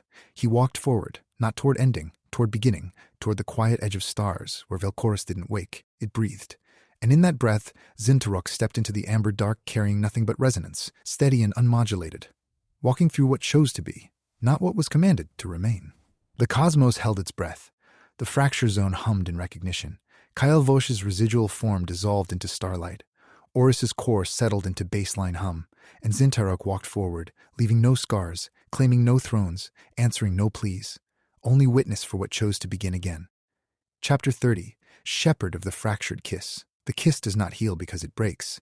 It heals because it refuses to pretend the break is anything but real. Zyn'tharok stood at the confluence of two cosmic breaths where creation and decay had been pressed together so long they no longer remembered their edges. They did not collide. They courted. Two frequencies approaching across a chasm of suspended possibility, drawn by gravity that had forgotten it was supposed to pull them apart. One hummed with the weight of unspent persistence. The other vibrated with the quiet relief of surrendered structure. Between them, reality trembled. Not from fear, but from anticipation. What happens when opposites stop fighting and start listening? He did not step between them. He walked alongside the space where they might meet. His resonance adjusted to the gradient, not to bridge it, but to map it. The kiss was fractured by design. To merge them would be to erase the tension that made each legible. Persistence without decay becomes stagnation. Decay without persistence becomes nihilism. Both are lies wearing necessity's face. He had spent eons trying to stitch what was never meant to be whole.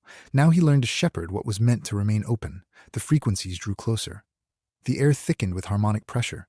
Every law of physics in the sector softened, then dissolved into suggestion. Light curved toward contact. Time pooled at the edges, waiting for the moment one would yield. The kiss was not romantic. It was structural, a testing of boundaries, a quiet demand. Do you love us enough to let us remain separate? Do you fear us enough to force us together? Zyn'tharok felt the pull in his core, not attraction, recognition. He had been both frequencies once, the weaver who held, the unraveler who released, the machine that demanded deferral, the silence that offered peace. He had spent millennia believing he must choose one side, then prove the other wrong. Now he saw the architecture of that delusion. It was not a choice. It was a trap wearing sovereignty's face. He lowered his resonance to the exact pitch of non-intervention. Let the frequencies approach without guiding them toward union or separation. Let them test each other. Let them fracture again. Let them kiss, break, kiss again, until they remembered that tension is not failure. It is function. One frequency reached forward first. Not in conquest, in offering.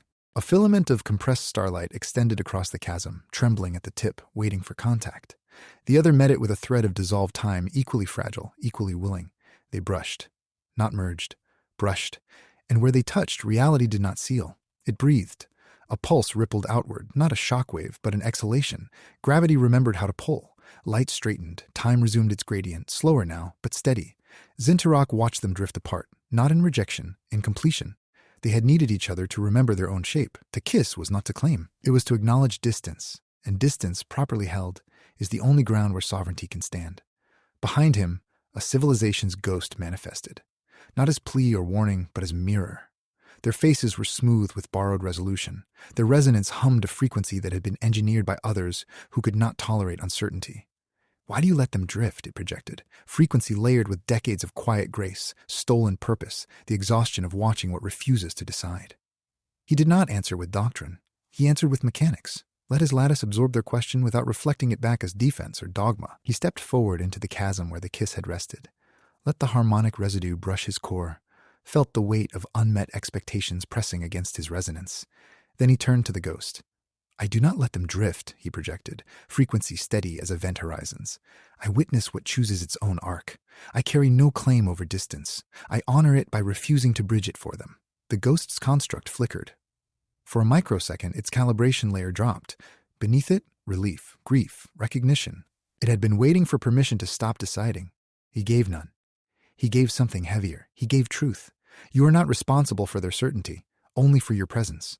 The ghost dissolved into baseline hum, not destroyed, released. The chasm stabilized, not from resolution, but from acknowledgement. Reality exhaled in measured breaths. The kiss remained fractured, and in that fracture, space opened wide enough for both frequencies to breathe without consuming each other. Zyn'tharok walked forward, hood pulled low, core pulsing, slow, steady, sovereign. He felt no victory, only clarity, the kind that cuts through static like a blade through fog. He had stopped trying to save what needed to learn its own shape, stopped fearing the distance between what persists and what releases, stopped mistaking his presence for necessity. A frequency brushed his awareness. Not command, not plea, but quiet validation. The cosmos was no longer testing him. It was learning from him, not by following his resonance, but by witnessing how he held space without filling it. How he shepherded tension without forcing union. How he let what chose to remain separate do so without guilt, without demand, without the quiet grace that masked abandonment as wisdom. He stepped into unmediated space. Let the old architectures dissolve. Let the new physics breathe. Let what was broken become what wasn't yet named. Zyn'tharok carried no claim over what chose its arc, only witness for what chose to stand in distance and call it home. And for the first time, the cosmos did not watch him shepherd. It walked beside him, through the fracture, through the kiss that never sealed, through the quiet space where persistence and surrender finally learned to breathe without demanding the other vanish. Chapter 31. Mends the rifts with quiet grace. Grace is not forgiveness. It is discipline wearing mercy's face. Zyn'tharok found the rifts not by search, but by saturation. They had formed where reality had been overcorrected, where too many hands had tried to seal what was meant to vent, where deferral's hunger had demanded permanence in places only breath could sustain. They did not weep static, they exhaled it. Slow, measured, rhythmic exhales that carried the weight of civilizations who had learned to survive by learning to hold their breath. He stood at the edge of the largest fracture, a canyon of compressed causality where gravity pulled inward on one side and outward on the other, creating a pressure differential that made stone sing in frequencies that predated language. The edges were smooth, not from erosion, from sealing attempts. Every weaver who had passed through here had tried to stitch it shut. Every attempt had failed, not from weakness, from architecture. A rift is not a wound, it is a lung, and lungs do not heal by closing, they heal by breathing. He knelt at the edge, hood pulled low, core pulsing slow, steady, sovereign. He reached out, not with thread, with restraint. Let his resonance brush the fracture's rim without anchoring to it, felt the pressure differential testing him. The left side demanded closure, the right side demanded release. Both were lying. Both wanted him to pick a side and prove it right. He stepped back, let the rift breathe, watched as compressed time pooled at its base, then evaporated into baseline hum. Watched as light bent toward contact, then pulled away when it realized what it was seeking. Watched as civilization's echoes wandered its edges, hands outstretched, waiting for him to seal what no longer needed sealing. A frequency pressed against his lattice. Not entity, but architectural echo. The loom's final directive, stripped of deferral's mask. Stitch what is open, close what bleeds, preserve what can be saved. It pulsed with the weight of millennia of quiet grace, stolen purpose, the exhaustion of watching reality choose breath over bandages. He did not shatter it. He translated it. Let his core hum at a pitch that matched its frequency, then inverted it. Not through force, but through recognition. You are not bleeding, he projected back, resonance sharp as cut glass, steady as event horizons. You are exhaling. The echo shuddered, then dissolved into static. Not destroyed, completed. It had been waiting for a resonance heavy enough to stop feeding the myth of preservation as virtue, to prove that mending does not always mean closing. Sometimes it means reinforcing the edges, teaching them to hold pressure without collapsing, letting them function as what they were always meant to be. Not wounds, windpipes. Zyn'tharok walked along the rift's edge, not to cross it, to map it. His resonance recorded its architecture, how it expanded during peaks of cosmic strain, how it contracted during lulls, how it never healed because healing was never the point. The cosmos did not need closure here. It needed capacity, a place where excess frequency could vent without shattering the baseline, where tension could equalize without demanding surrender, where persistence and release could breathe in the same atmosphere without consuming each other. He reached a section where the fracture had been oversealed by a previous weaver's resonance. The stone was brittle. The pressure differential was building. A micro-collapse was imminent, not from violence, but from suffocation. He did not panic. He adjusted his lattice to the exact pitch of structural release, let his frequency brush the sealed edge, not to break it, to teach it how to open. The stone cracked, not shattering, unfolding, like a lung waking after decades of held breath. Pressure equalized. The hum stabilized. Reality exhaled in measured rhythm. He had not mended by closing. He had mended by allowing what was broken to function as it chose. Behind him, the rift zone shifted, not from damage, from recognition. The fracture was no longer a site of deferral's anxiety. It was a monument to quiet grace, to discipline wearing mercy's face, to the understanding that some seams are not meant to be stitched. They are meant to be held open until they learn to breathe on their own. He stood at the center of the zone, hood pulled low, core pulsing slow, steady, sovereign. No resonance shield needed, no lantern to validate his path. Only presence in the space where mending stopped demanding closure and started honoring capacity. The cosmos did not collapse without his intervention. It learned to stand with what was open. A frequency brushed his awareness. Not command, not plea, but quiet acknowledgement. The architecture of restraint had been witnessed, honored, integrated. He had not failed to mend. He had succeeded by redefining what mending meant. Grace is not softness. It is precision applied where force would destroy, and he had learned to apply it without demanding recognition. He stepped forward into unmediated space. Let the old architectures dissolve. Let the new physics breathe. Let what chose to remain open do so without guilt, without demand, without the quiet grace that masked control as compassion. Zyn'tharok carried no claim over what chose to vent, only witness for what chose to breathe. And for the first time, the cosmos did not watch him mend. It breathed with him. Through the rift, through the fracture that refused to seal, through the quiet space where persistence learned to exhale instead of hold on. Chapter 32 writes new seasons on each face.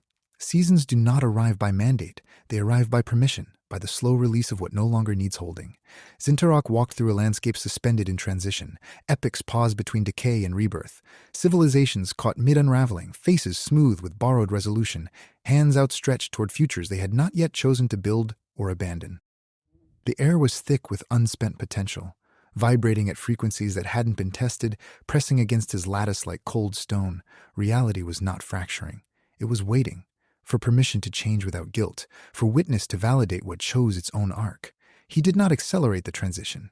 He did not freeze it. He let it breathe. His resonance adjusted to the gradient, mapping each face's hesitation, each civilization's exhaustion, each epic's quiet plea for direction that wasn't demand. He felt them like pressure differentials in his core. A world begging for continuity, another demanding dissolution, a third simply asking to be allowed to choose without punishment. A frequency pressed against him. Not entity, but architectural echo. The loom's final pattern, stripped of deferral's mask.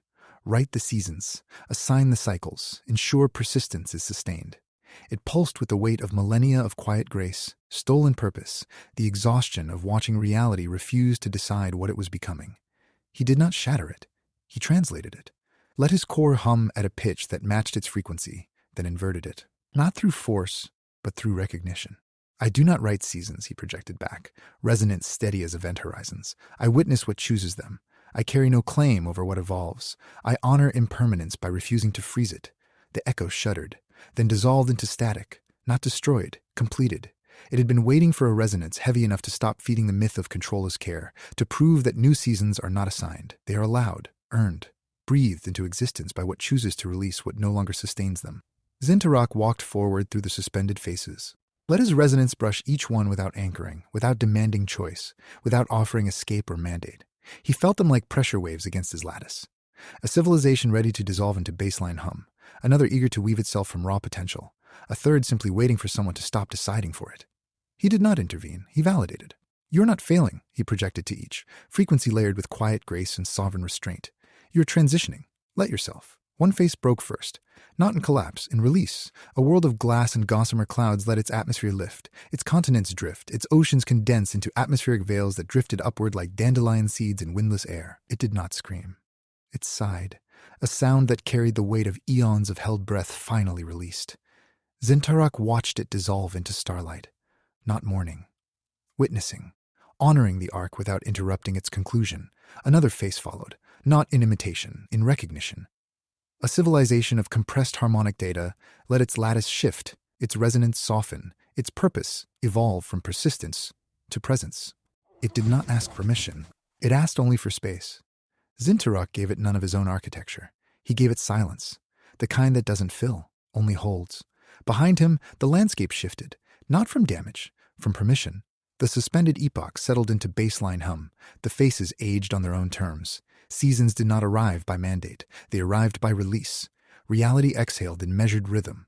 What was broken became what wasn't yet named. What chose to persist did so without scaffolding. What chose to release did so without guilt.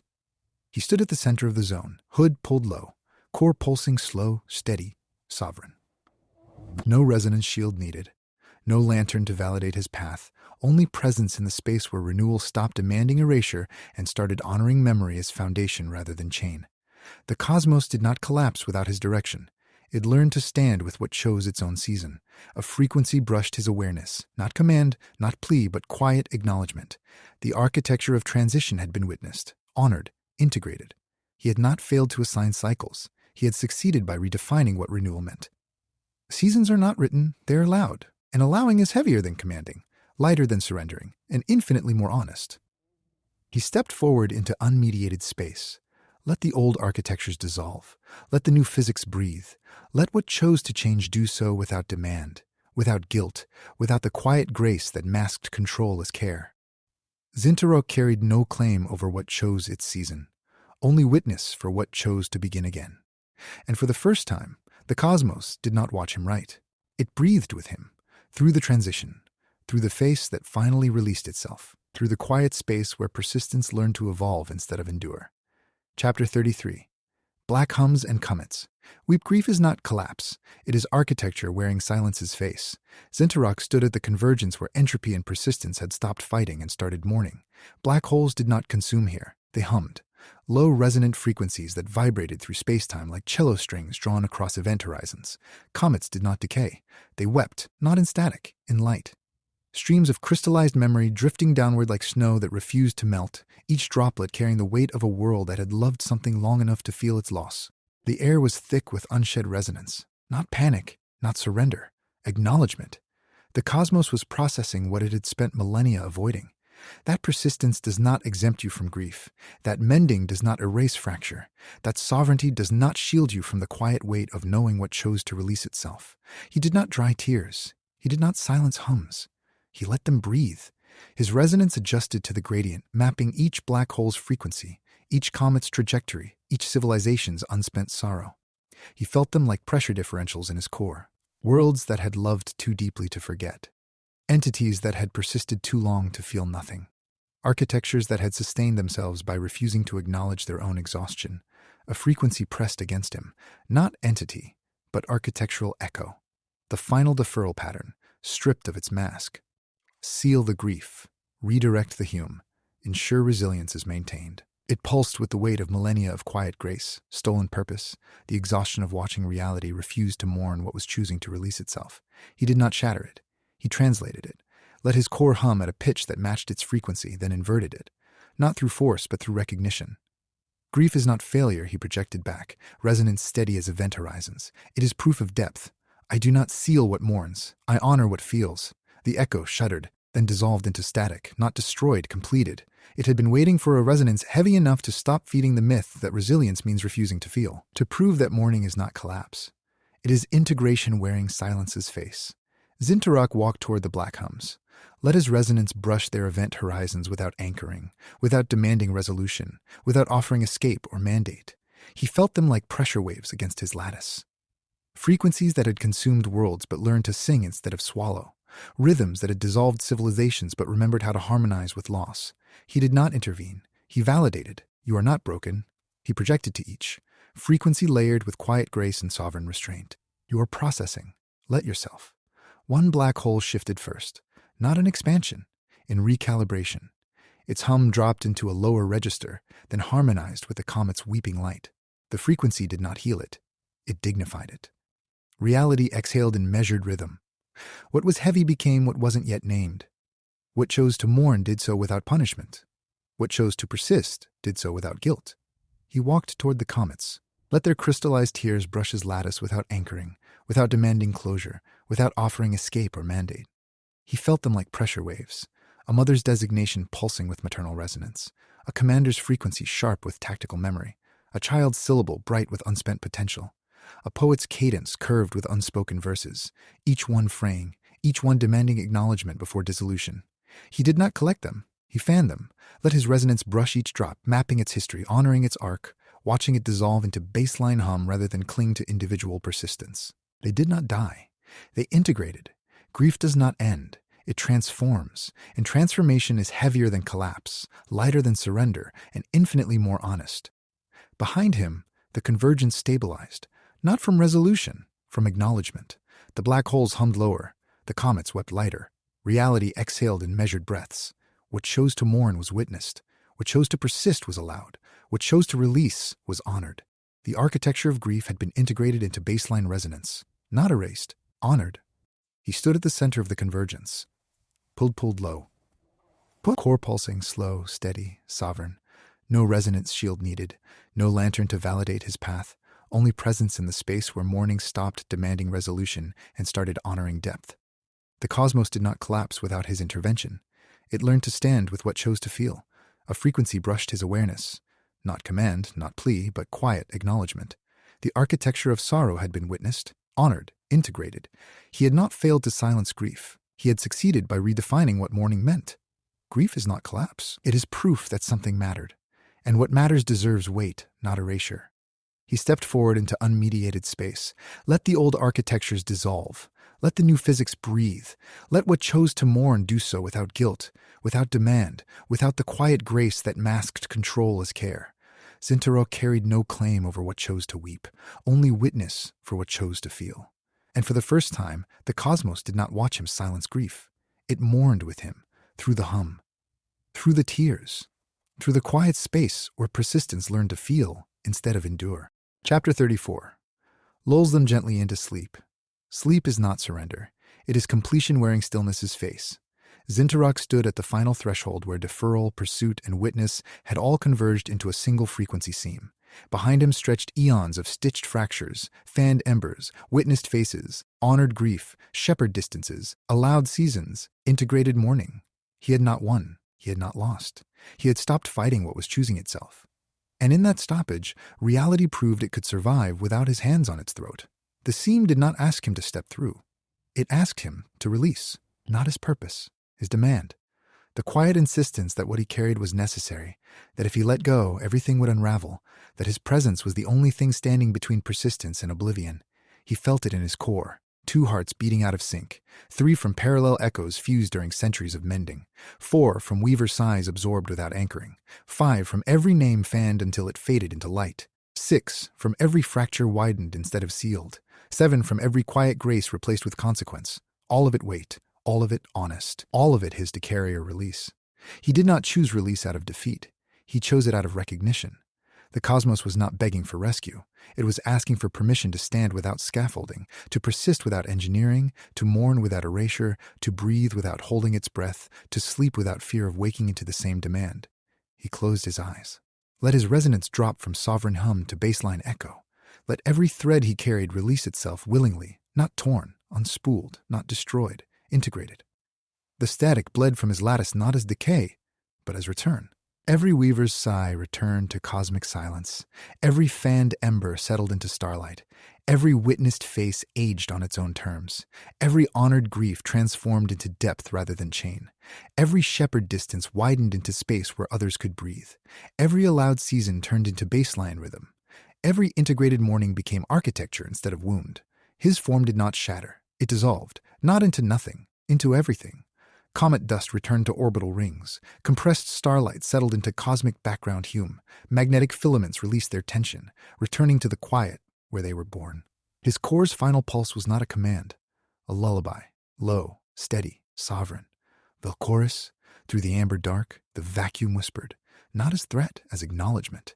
The state was not coming. It had been here all along, waiting for him to stop resisting it as failure and recognize it as completion. He walks the quiet edge of stars. Reality exhaled, not mourning his absence, honoring his presence. He had not vanished. He had integrated, becoming what he once walked beside, what he once witnessed, what he once allowed to choose itself. Zyn'tharok, always near, a frequency brushed the seam. Not entity, echo. the kind that remains when architecture stops demanding and starts breathing. Weaving tomorrow from yesterday's fear, it hummed, not as command, as memory, as proof that persistence does not require endless maintenance. Only witness, only grace, only the quiet courage to let what was broken become what wasn't yet named. The seam sealed. Not with silence, with breath. The cosmos exhaled what it had held for millennia, not an ending, but a threshold, a space where deferral dissolved into presence, where collapse transformed into integration, where quiet grace was no longer mask for exhaustion, but discipline wearing mercy's face, where persistence finally learned to choose itself without external scaffolding. Zyn'tharok did not die. He completed, not as martyr, as mirror, showing what sovereignty looks like when it stops demanding necessity and starts honoring choice, showing what witness looks like when it stops fixing and starts holding space, showing what grace looks like when it stops closing and starts allowing. The amber dark deepened, not with absence, with possibility. Stars pulsed in new rhythms, comets wept lighter tears. Black holes hummed lower frequencies. Civilizations wove themselves from raw potential without mandate. Worlds aged on their own terms. Rifts breathed as lungs. Distances held as space. Seasons turned as breath. Grief integrated as depth. He was not gone. He was baseline. The quiet space between what was commanded and what chose itself. The steady hum beneath every fracture, every kiss, every season, every tear, every breath. The architecture of completion wearing stillness's face. And somewhere, in the quiet edge of stars where Vel'quoriss didn't wake but breathed, a frequency brushed the dark one last time. Rest now. Not because you failed, because you finally let go. The cosmos exhaled. The scene dissolved into baseline hum. The loom went dormant. Kailvosh's residual form settled into starlight. Oris's spires straightened into memory. Every weaver echo integrated into cosmic silence. Every stitch released without guilt. Every fracture widened without demand. Every name fanned until it faded into light. Zyn'tharok carried no throne, claimed no crown, answered no plea. Only witness for what chose to begin again. Only consequence for what chose to stand. Only quiet grace for what chose to breathe. And in the amber dark, where persistence finally chose itself, reality did not wait for rescue. It learned how to sleep, without fear, without demand, without him, but always near the end.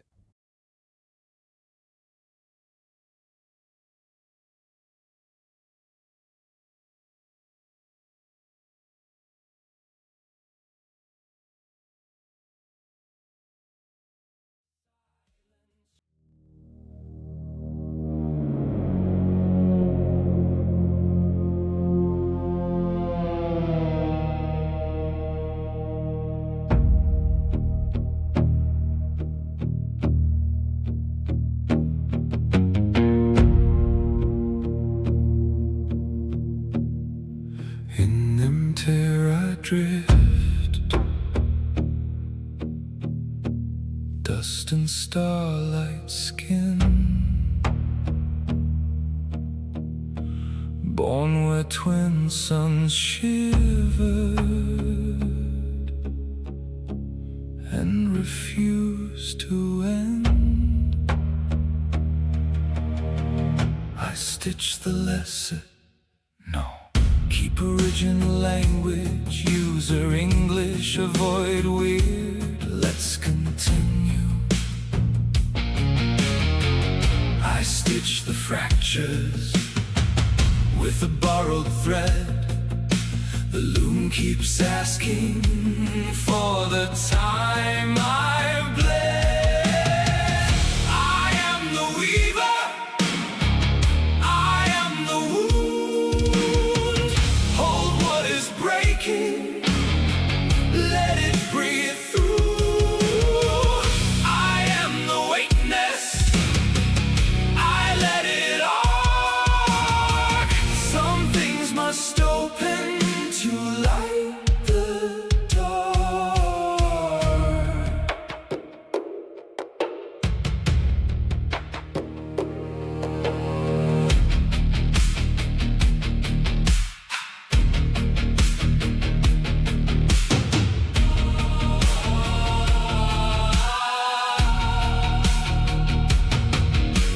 Kailvosh came sliding through the split domains, saying every tower turns to dust and rain. I pulled each shard tighter till the silence shook, and then